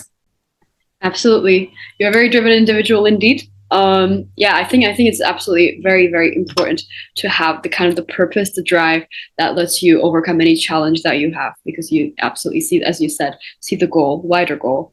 And I think also it's interesting that you mentioned the youth initiatives. I think that also, like, even though you wouldn't, like, from a very young age, basically you start to face these challenges and then you overcome them, and then you can identify them as you kind of climb up the ladder. So I'm very glad that you also mentioned that. Thank you for that.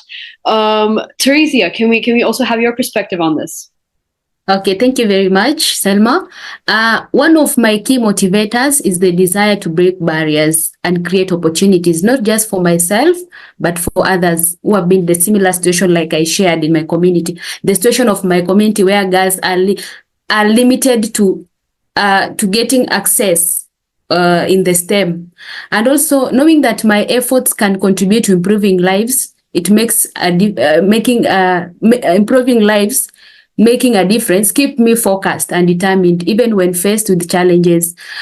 I can share a little bit of success stories. I started a school called Makongo Computer College in my community to simply empower women, to teach them the basic computer skills, to teach them the graphic design skills, so that they can be able to get employment in the local supermarkets around, in the cybers around, cybers. I hope you understand the cyber, where people go for computer services and get the accessories. So the best skills that we give to them enables them to go and start even their own small businesses. So seeing such success stories, women no longer have to sit, they no longer have to do bad acts like going to be sex workers, because that is most ladies do that in the slums in order to survive. So they no longer go to do prostitution and all that in order to earn a living. So the skills they get enable them to go and look for jobs, and then they're able to get something. So I studied that the school called Makongo Computer College.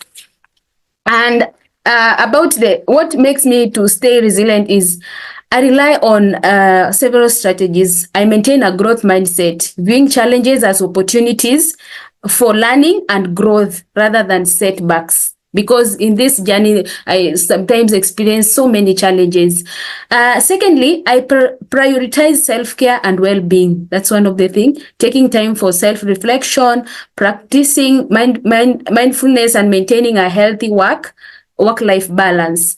Additionally, I seek support from mentors. I seek support from colleagues and my network. This helps me to remain, to stay resilient in whatever thing I am doing. And lastly, I draw strength from past experience where I have overcome challenges successfully. I have overcome really so many challenges, and I am I can say I am a role model to so many people in the Mukuru community where I come from. So this really motivates me, even whenever I even feel like giving up, when I feel like stopping everything, I remember the people that look up to me as a role model in the Mukuru community slums. Thank you so much, Selma.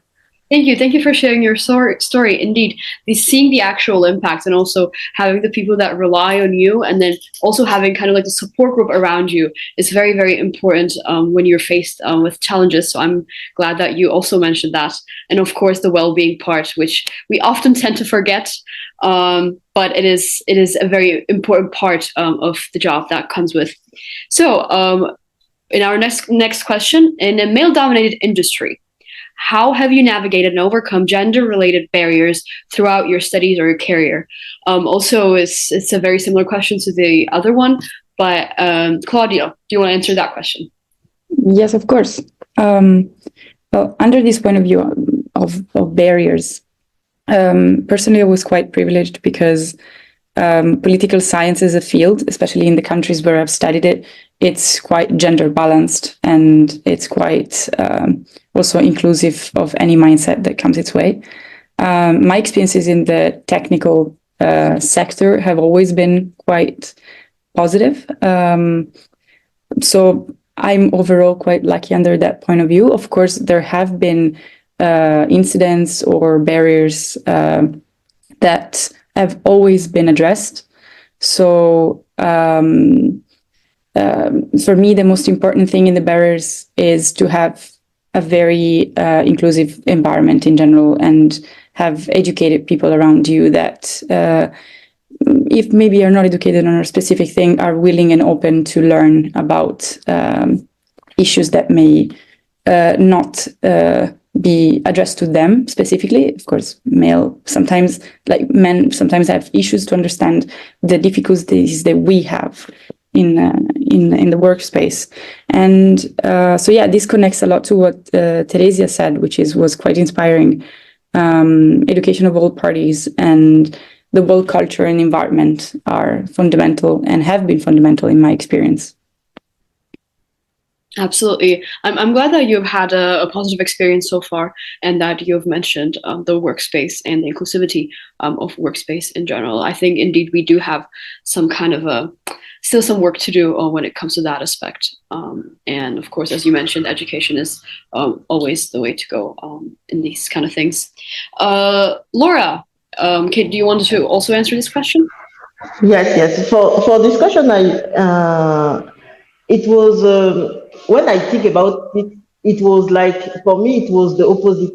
Because as I said, I did my study in Côte d'Ivoire because I'm from Côte d'Ivoire, and during the years 20, it was in 25 during 2010. So there I felt really privileged by my teacher, by my teammates, because I was in male industry. They felt, I felt good because they were so gallant and so nice with the girls, even if the balance was off for the women. We were only team, and there were more than 100 boys, but we were very. I think we lost you. I'm pretty sure. Sorry, so now is it okay? I think that I beat myself by mistake. And it was, yes. And when I came to Europe, and now, and when I embraced my career as, because I was developer first, as developer, is there when I faced a lot of barrier there, because there were some, how can I say, some anecdote where sometimes my colleagues say that we cannot do this because you are a girl and you need to be in the HR department, which is more suitable for you. And we have some kind of reflection, and I was really, really against that. And it was the first time that I faced it, and I really felt underestimated because I am a girl. And I remember my childhood when my father every day say that because you are a girl, you can't do anything, because he really push us to be better. And what I decided to do is to change my mind and to become more strongest, to think that I can do everything I want to do. And I really I really what I can say, I really improve myself, because when they say that, I said that as I can do it, I will do my best to be the best I can do, I can make, and on the challenge that I have to face. So I now I have embraced the career that I want to do. I'm an analyst. I work hard to be there, and I think that I cannot change people's mind, but I can change my mind to become the best woman that I want to do. So I already saw the barrier, but I already fight against it, and for me it's really a challenge. And I think that I have my place as anywhere I want to be. Absolutely. So Thank you for sharing this experience. I think it's different. Like, it's very important to highlight both the positive and the negative experiences that we have in this field. Kind of when it is negative, to actually normalize having women in STEM in a lot of cultures, and I think that is very much not normalized in cultures outside of the West, but also in the West, kind of highlighting actually still the need to improve when it comes to how we see women in the workplace and adjusting to their needs. Absolutely. Thank you both for answering this question. Now we're going to move to our other one, which is, can you share a specific achievement or project that you're particularly proud of, and how did it contribute to your growth as a leader in STEM? Rosemary, can you start? If we have you here. Yeah, sure, Selma, I'll go. All right. So, in my area of work, I've been involved in quite a number of activities that directly affect every person in Kenya. And just to mention a few of them. So, the most important thing that when I need to empower someone, I'll first need to empower them financially in such a way. Then when I empower them financially, then they can have the luxury of time that they can grow themselves to the person they actually want to be, or they can even have the luxury to pay for whatever they need. Or so we've from Safaricom, my work, there's a solution that is the mobile money solution, which has empowered millions of Kenyans, and it's accessible to women. In the old days or the past days, it was weird that it was not really normal for women to have bank accounts, for women to have access to small loans, for women to have SMEs, for women to just have support on their SMEs. But the organization I'm working for, we have such a solution where now it's accessible to women, it's accessible to everyone, all groups of all classes. And apart from that, also we have solutions that enable our farmers. So we have a solution called DigiFarm, which it goes to the pattern at the background, at the root of the society, our farmers, where we've empowered them. They're able to get products at a fair price. They're able to get information on quality seeds, on quality fertilizers, on quality items to improve and boost their farming. So these are the projects that really affect the community. We have other projects that are running. We have projects that help people in the local settlements. We have one called the MGAS, where we have an arrangement in another organization where we're able to supply some gas to the customer, and they can pay in on demand. What I use, I pay as little as 20 Kenya shillings. So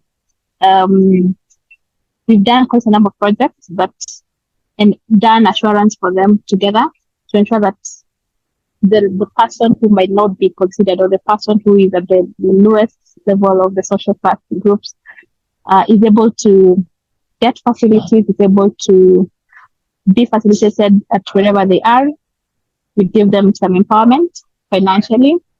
We have programs like Technovation in Safaricom. This is a Women in Technology program that covers the counties in our country, where we go to schools in the schools in the counties, inspire the young girls, help them with projects. And last year we were able to take a team to Silicon Valley on a project that they did. And these are girls who thought they could not break that barrier. These are girls who thought that they were limited.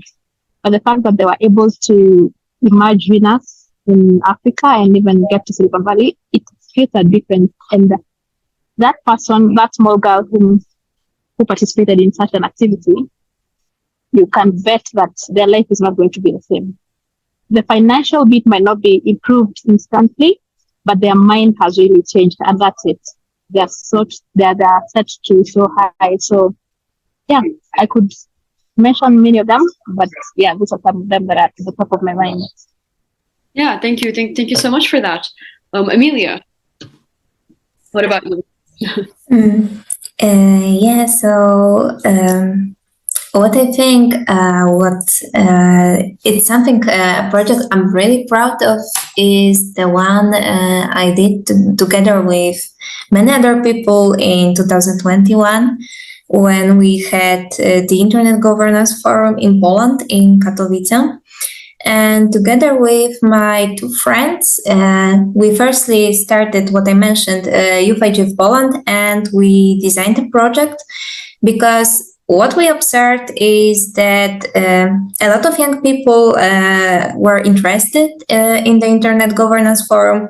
That have already been some projects, youth projects connected with that, but they usually happened before the IGF or somewhere in the vicinity of it. They weren't directly a part of the, let's say, adult IGF. So there was no space for young people to get involved, to have spotlight, to have a space for them in which they can in a comfortable way share their views, their perspective, and the interest was huge because actually the other projects that were connected with this, where there was a lot of people there, a lot of very brilliant, very insightful ideas were gathered, but they were never really heard during the IGF because there was no an event dedicated for that. And we wanted to change it, and we also wanted to do it in a very goal-oriented manner. So we designed the project Youth Summit, in which we Firstly, we had some capacity building webinars to get more attention to this. We've got 4 of them. A lot of people from all over the world attended. And we also established some partnerships. The one of them was with NASC, my current employer, not at the time. So we then opened a call for application and selected 80 people from all over the world to participate in this project. And we also collaborated with 2 most active youth organizations in the field. One of them was Youth Coalition on Internet Governance, and the other Youth Standing Group that also Natalia, one of our co-hosts, is currently one of the leaders. So together with people from those 2 organizations, we had a mentoring process for people who got selected into the project, and they worked in groups to develop what we called points of action. And the goal was that those points of action consist of 3 parts. One of them is the people participating describe the problem, what they observe in different fields of internet governance. So, for example, in the field of accessibility, in the field of education, in the field of environmental sustainability. And so their first task was to look for problems, what issues they find important. Then the second part was to think about what could be the solution. So what are their ideas that, for example, they observe that, I don't know, let's get the level of knowledge of students in cybersecurity is low. So what could be a solution? And the third part was who could take the action. So to whom this idea of this problem, this idea could be targeted. So who can help young people to actually introduce their solution into life? So we wanted these postulates to be very, very specific, and also to help young people learn how to do policy making, how to, first of all, write policy papers, and then secondly, to deliver those policy papers to those who actually may be the ones with power to implement them into life. Of course, it was very idealistic. We had many problems on the way. It was a very crazy project because I did it after my actual job. This was my second job for a year. And yeah, so, and there was a lot of crazy solutions necessary to implement in the way, because not everything went as planned. However, we actually delivered it. We organized the Youth Summit during the IGF. We had over 200 people on site there, and I think 100 more online. And we had some even important guests, like the high-level guests who joined us on stage. Unfortunately, not to make it to a good ending, the important guests, they told their speeches and then they left. That's another problem. Anyway, the other people still stayed there and they listened to our participants who presented their ideas, and it was absolutely great. And what I find the most, let's say, I'm most proud of are 2 things. First of all, that the Youth Summit is right now the part of the IGF. Like each IGF has its Youth Summit every year. And it is also designed before, it is not just an event, it's shaped in the process by young people in the bottom-up manner. This is one thing. And the second thing is that I still see people who participated in our project and it was their first project in the environment. So they are in the community, they stayed. And this is really amazing because I really feel like they liked it enough to stay. So these are, I think, it is a really big success. And as I say, it was this project was crazy. Like it was managing 100 people over in general who were doing some work for free. It had no right to work out, but somehow it did. So that's it. Absolutely. Thank you for sharing your story. Both of you, both Rosemary and Emilia, you kind of empowered a lot of people, and it's incredibly inspiring. So really thank you for that. And Emilia, you mentioned mentorship and how basically it was important in the process that you were going into this kind of summit, the process of mentorship and how you had to teach policy making, etc., etc. So another question exactly ties to the idea of mentorship and how we can empower individuals that we know and kind of guide them through the obstacles that we face. So, Claudia, let's start with you. Have you had any mentors or role models who played a significant role in your journey, and how have they impacted your career choices? So, yes, I have. Let me shortly answer there. But firstly, I would like to say that I deeply believe that if we want change in the ways girls and women are perceived in the workplace, especially in the ICT sector, there needs to be a joint effort between all genders. Like us women are obviously convinced that empowering women is the right way, but we need to tackle the gender norms that often refrain men, for example, from believing the same. Therefore, and for the people that know me, this should come to no surprise. My former boss at the RIPE NCC probably would be my main mentor. He's a male, surprisingly enough.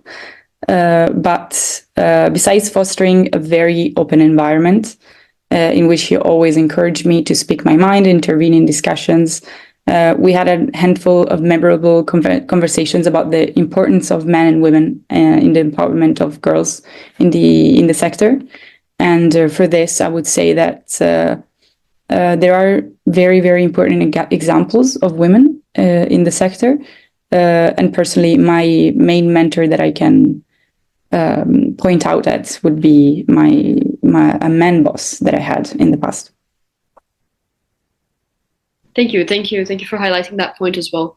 So also that we can have male mentors as well, who guide you through it, and not kind of bridge this divide instead of kind of pushing it aside. So absolutely, you're right in that. Theresia, would you also like to answer this question? How had mentors shaped your journey? Mentorship has indeed been crucial in shaping my personal growth and professional development. So one of my mentors who has stand out, to me, it's an organization. It's called Nairobi Trust. They have guided me during a pivotal time in my career when I was navigating challenges and seeking clarity. And they have always done this. They've always invited me for opportunities, and I've also been checking opportunities that are in line with the STEM, how I can improve myself.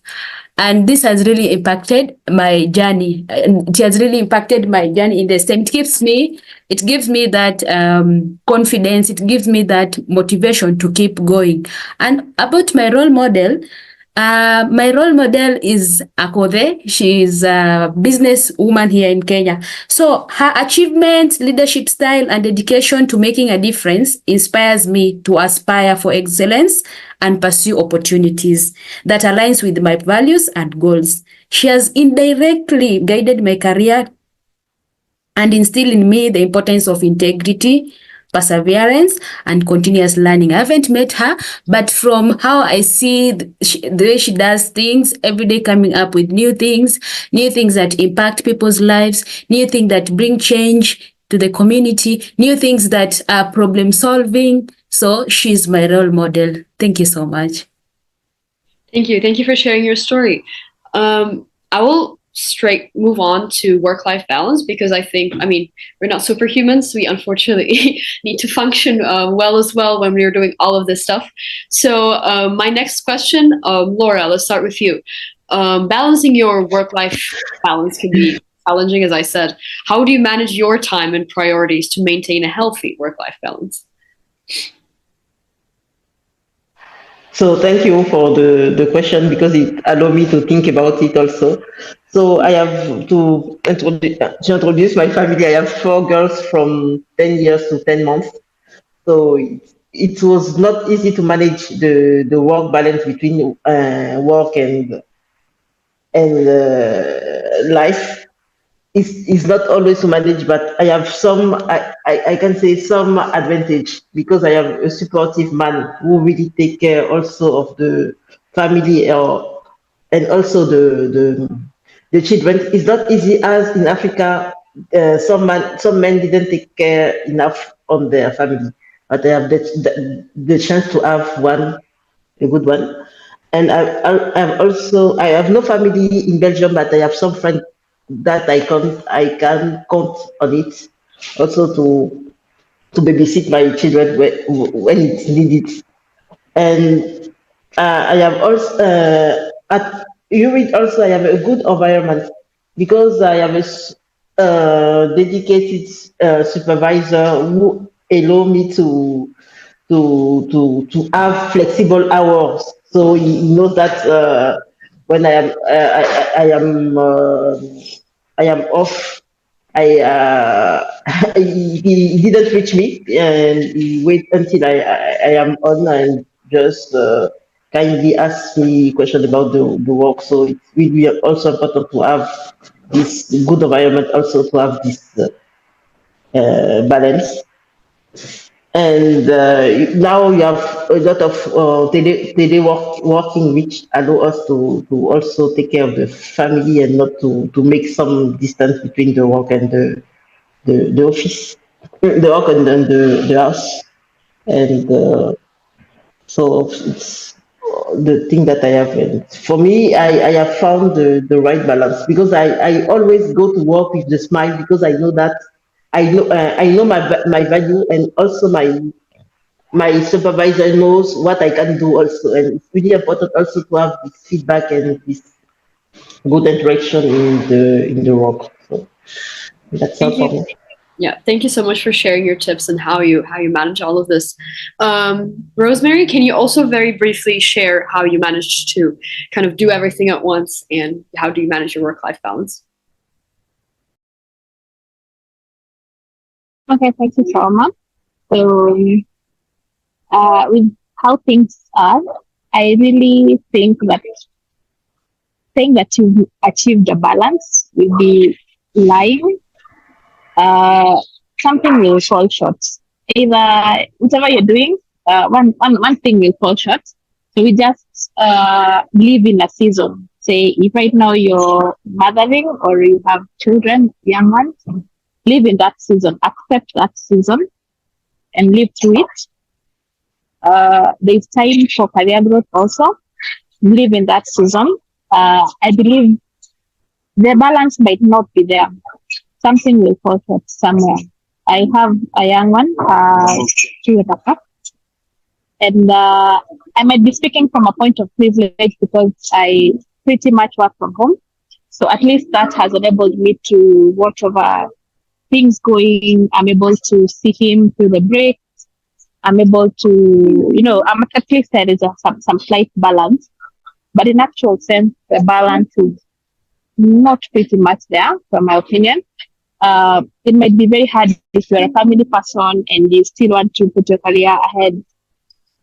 Just live in the season. It's the season to go up in your career ladder, push through that, and have understanding people at home who will understand that mommy today has a business meeting or mommy has to do XYZ and she will not be available. And let them give you the support you need and let them not make you feel guilty about it. And then when it's time for nurturing the young ones, give it the time because the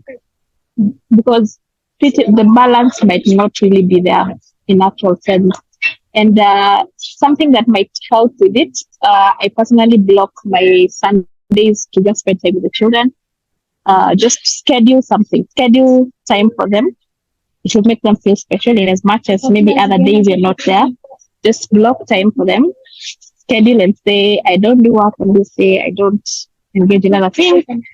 I'll just take your family then. Then you can achieve balance. And in this case, balance is not only taking care of other people, it also involves you taking care of yourself. So create time for yourself, either to go to do the things you love. If you love going out, to go out. If you love whatever it is that you love also, as you're achieving balance, making everyone else happy, also achieve balance of also yourself and a balanced person. Thank you. Thank you so much. Of course, it's like caring and the work-life balance doesn't only involve the people around you, but primarily should be also yourself, to maintain kind of healthy relationship with everyone for your own sake. We're running out of time. I'm apparently very bad at keeping the time, but very quickly, in a few sentences, in a few words, if you could give one piece of advice to young girls aspiring to pursue a career in STEM, what would it be? In just a very few words. Let's start with Laura.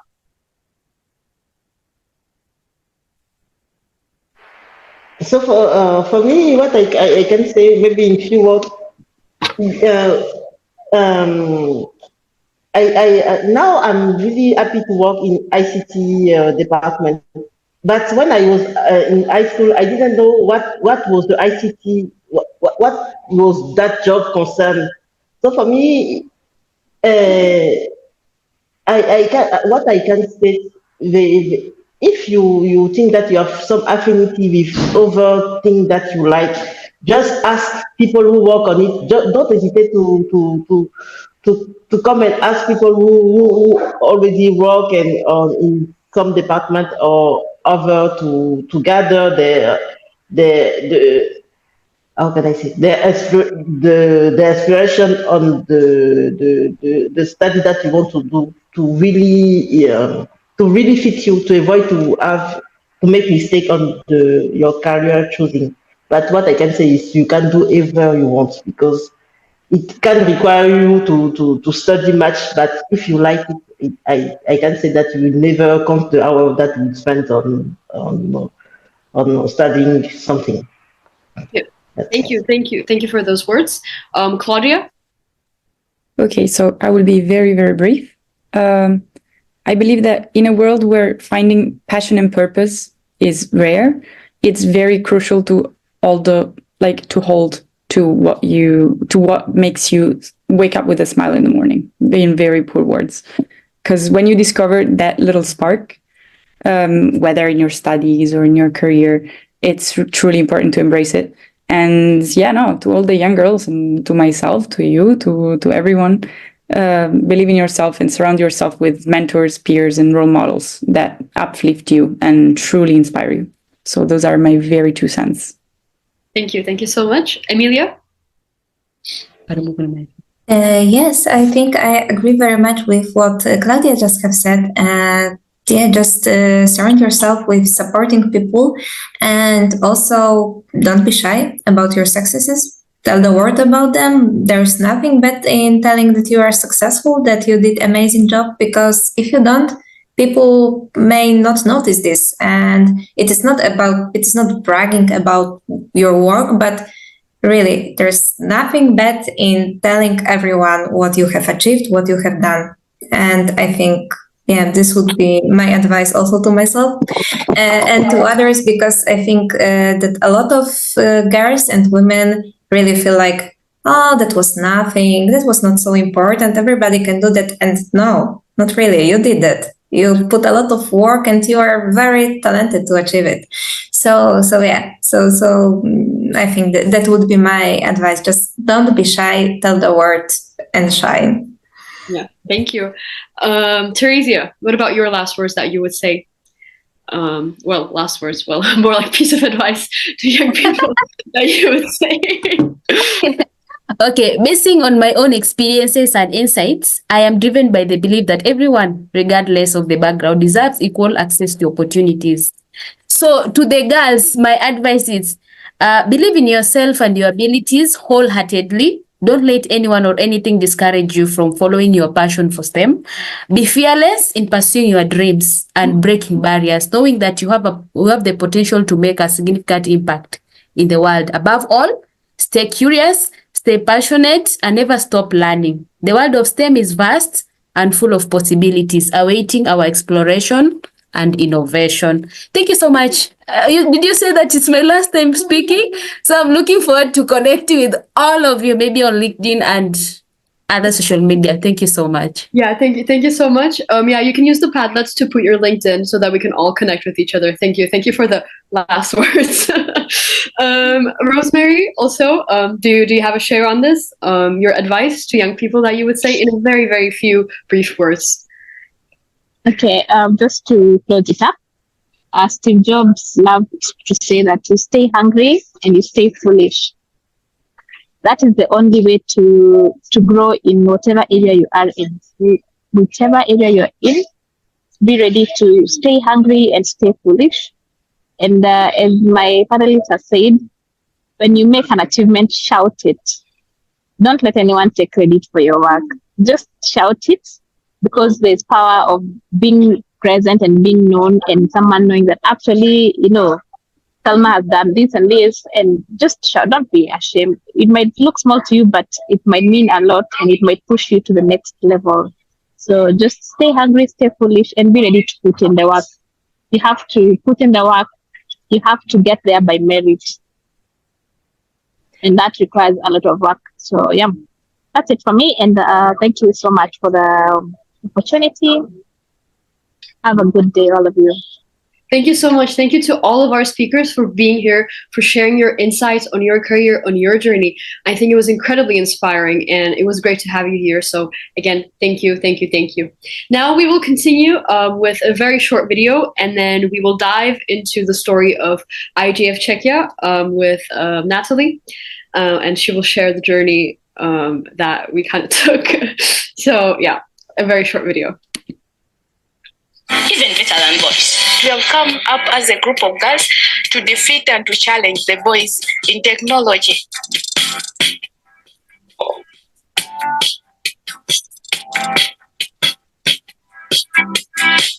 The digital gender divide refers to the difference between the proportion of boys and men versus girls and women who are able to access, use, and create digital technology.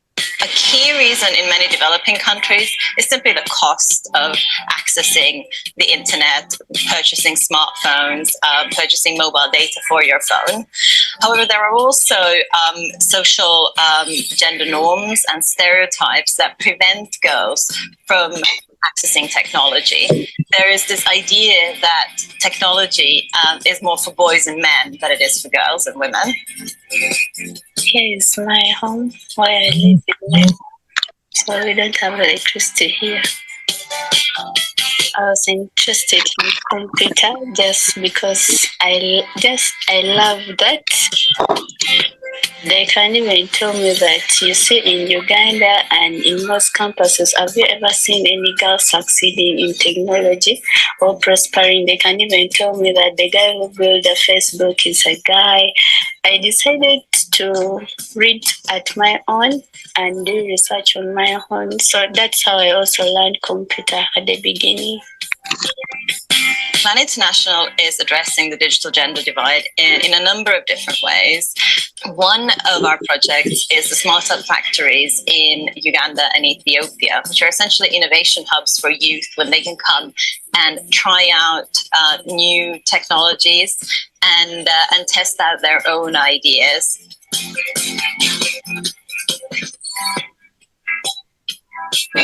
So we train courses in entrepreneurship, programming, web development, application development, robotics, as well as life skills sessions like sexual health, gender education, among several. I think Smart Up with the various skills that I've been learning, and they told us to go and do research on the problems that people are facing in the community. So for me, I see that most of the brothers are being killed, and their motorcycles are also being taken. I come and thought of the ideas to solve such a problem. So finally, I came up with a Save Rights to Save Right his hand up and rate up to improve on the security of the people who use that border.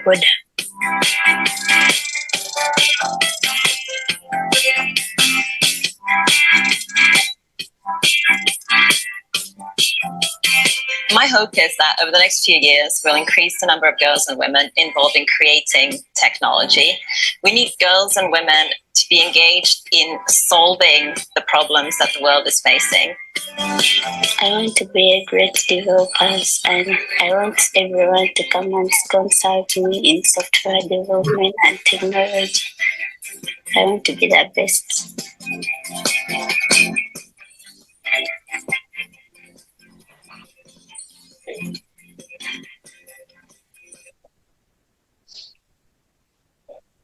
So we can now move on. Before we move on, again, I'm just reminding everyone of the Padlet where you can connect on LinkedIn. I've said this like 10 times by now, but I guess it's never too much to say it. So here's the Padlet again. Share anything that you would like. We would love to connect with everyone that is on this webinar. So now the knowledge sharing, the second part of this, Natalie is going to be taking over this part, and she's the founder and the lead coordinator of IGF Czechia. Natalie, I wanted to say warm welcomes, but you've already been here and spoken, and you've organized all of this, so thank you for that. And yeah, the floor is yours. Thank you so much, Selma, and thank you for all the amazing things and insight that has been said so far. I kindly ask you to click on the next slide. So I have also prepared some pictures for all of you that you can see, and I will try to briefly share with you our journey that we encountered with Selma and also with Regina from URIT, and also with Zina from the Ministry of Industry and Trade, and also huge thanks to Sandra Hofrechter, who is our advisor. And without all these amazing women, we would not be where we are today. Selma, could you kindly click the next slide for me? Perfect. So to start shortly, I've met Selma last year, which is pretty recent, and we've met at the special occasion at the Youth Day, which is the Youth Dialogue on Internet Governance. And it was a forum where so many young people from across the world united to talk about internet governance and so many important topics that are related to the ICT realm and the digital sphere as we know it. We were there to Czech people, and we were wondering, how come we don't have any IGF in Czech Republic? Also, our neighbors, Slovaks, they also don't have one. So maybe take this as a hint that there's another missing NRI in the IGF sphere just right next to us. As you may know, IGF is a global and big platform for discussing internet governance issues, and it is very crucial for many reasons. One reason would be that they're still taking into account and they're putting so much stress on the multi-stakeholder approach, which means that they're bringing not only people from the government sector, but also from technical community, from the private sector, and also the broad civil society, as well as academics, to join the dialogues and talk about the important topics that surrounds us concerning the digital spheres. But we did not have one. And I remember that we were sitting there listening to all these inspiring females and telling to ourselves, a bit in a joke way back then, that how we should maybe start it ourselves. No one else is doing that. But to be quite honest with you, I did not quite take it seriously then, because I simply felt like, I can't do this. And let me use Emilia's words from the session before, that we tend to underestimate ourselves so much, and we usually don't take credit for what we have achieved in the past. And as well, we usually don't trust in ourselves as we should. So back in Youth Day 2023, I still felt like I can't achieve this on my own. But if you take a look at the next slide, we can see that we did it, and we did it and started in a big style. And it was in the Global IGF in Japan, in Kyoto. specifically. There, I was happy enough to represent Czech Republic. At this time, it was still in the process to be recognized by the IGF Secretariat, but we already had so many meaningful contacts and networks from many amazing people from different NRIs across the world. And I am very thankful today to really think back and realize all the support that we had in all the other states who were encouraging us to do this. Even though we're young and we're females, why not? You can do this. And it's even better that you are bringing the youth and the young voices into the debates that are usually not part of the debates as they should be. So there, we participated in a few panels, we did a few interviews, and already on the left, you can see us at the Eurid booth with Regina, with Sandra, and other colleagues who were guiding us through the Eurodic and Eurid journeys. On the next slide, I would like to show you what we could achieve just in a few months from the beginning of IGF Czechia. And that is something that I am personally very proud of, because it's not only that we have us, people from 25 to 35 years of age joining these debates, but we even go to younger children. And specifically, we started something we call IGF Czechia Academy, where we go to schools. This is, for instance, pictures from elementary schools. So these kids are aged 14 to 15. And even with them, we want to facilitate some discussions around internet governance issues. And on these pictures, you can see a workshop I conducted in my hometown, which was also very nice to go back to my hometown and attend the school where I was also one time as a student, and to bring there this workshop on internet governance.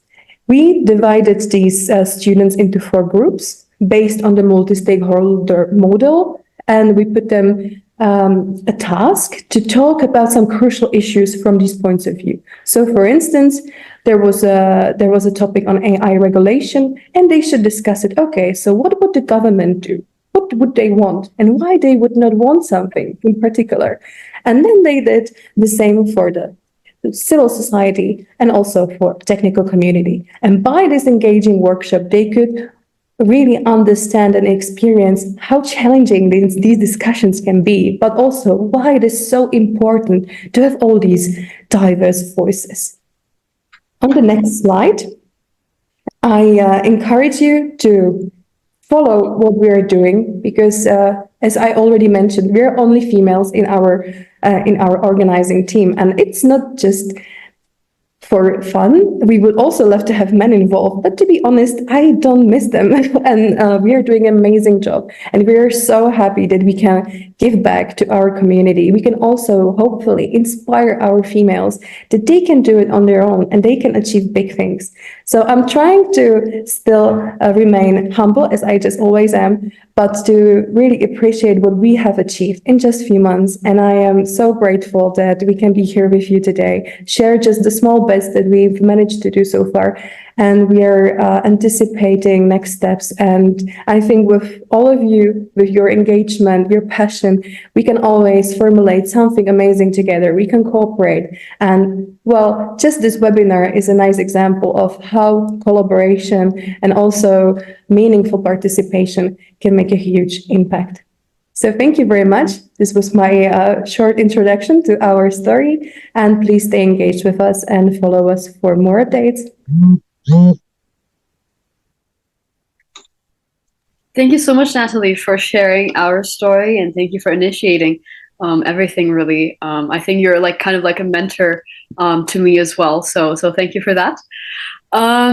I mean, we are slowly but surely closing this webinar, and I would just like to say that I think we're not only talking about, empowering women in STEM, but also we're bridging kind of all countries and like all geographical locations together. And I think especially in the digital sector, it is extremely important to go beyond the borders, because internet doesn't know borders, and essentially in order to be able to face everything that we're currently facing, every problem that we're facing, we need to look at this from a whole level, from a global perspective. And I think this webinar exactly provided this kind of global perspective on the issues that women are facing in STEM. So thank you so much for organizing this. And I'm going to give the stage for the closing remarks from our two organizers, Valerie and Natalie. So first, we will have Valerie's video. Ladies and gentlemen, there is no beginning without an end. As we prepare to conclude this remarkable occasion, allow me to express my sincere gratitude to every one of you for your unwavering commitment and dedication throughout this event. Today, we have witnessed the power of collaboration, the strength of shared purpose, and the boundless potential of women in STEM leadership. From insightful panel discussions to inspiring stories of resilience and innovation, our collective journey has been nothing short of transformative. On behalf of She Goes Digital, I extend my deepest appreciation to all our distinguished guests, speakers, panelists, and moderators for their invaluable contributions. Your expertise, insights, and commitment to empowering women in STEM have left an indelible mark on this gathering. To a dedicated team of organizers, volunteers, and partners, I offer my heartfelt thanks for your tireless efforts in bringing this event to fruition. Your passion and dedication has been instrumental in creating a platform for dialogue, learning, and inspiration. As we bid farewell to this virtual gathering, let us carry forward the lessons that we've learned and the connections that we have forged. Let us remain steadfast in our commitment to fostering a more inclusive and equitable digital landscape for all. To the aspiring women leaders in STEM, I have a word of encouragement for you. You are the architects of tomorrow, the innovation of the future. Embrace your potential, pursue your passions, and know that the path to success is yours to carve. In closing, I express my deepest gratitude to each and every one of you for your participation and engagement. May the spirit of today's gathering continue to inspire us as we work together towards a brighter and more inclusive future for women in STEM leadership. This event is officially closed. Thank you and have a good day ahead. Asante. Thank you, Valerie, for your closing remarks. Natalie, any last words, as I like to say, apparently this webinar? Of course, I mean, Valerie already summed it up perfectly. I just want to add that I am really, really very grateful for each and every one of you who joined us today, even just for a little while, or for the whole time. I just want to really highlight that this is not just an event, like one-time thing, and now it's over. And you just have this one day in a year when you can feel empowered and you can feel strong. You have the whole year and even more. So I just want to encourage you to still pursue your dreams. Don't be shy to reach out to people. Don't be shy to chase big things, because you can do so. And you are stars. So why not aim for the stars? This would be my my star closing speech. And thank you so much on behalf of IGF Czechia. And I also want to thank so much to Selma for moderating this event and having all this amazing informal atmosphere. I think it was very lovely. And I'm looking forward to more events, also in collaboration with She Goes Digital Kenya, because it was a lovely cooperation. And I wish there would be more types of collaboration globally in our area. Thank you so much. Thank you so much for your words. I was delighted to be moderating this. And yeah, hopefully let's connect with everyone on Padlet. And as Natalie said, this is not the end, but it's the beginning of a collaboration, let's say, with everyone. So thank you for being here, and hopefully see you in another event. Bye.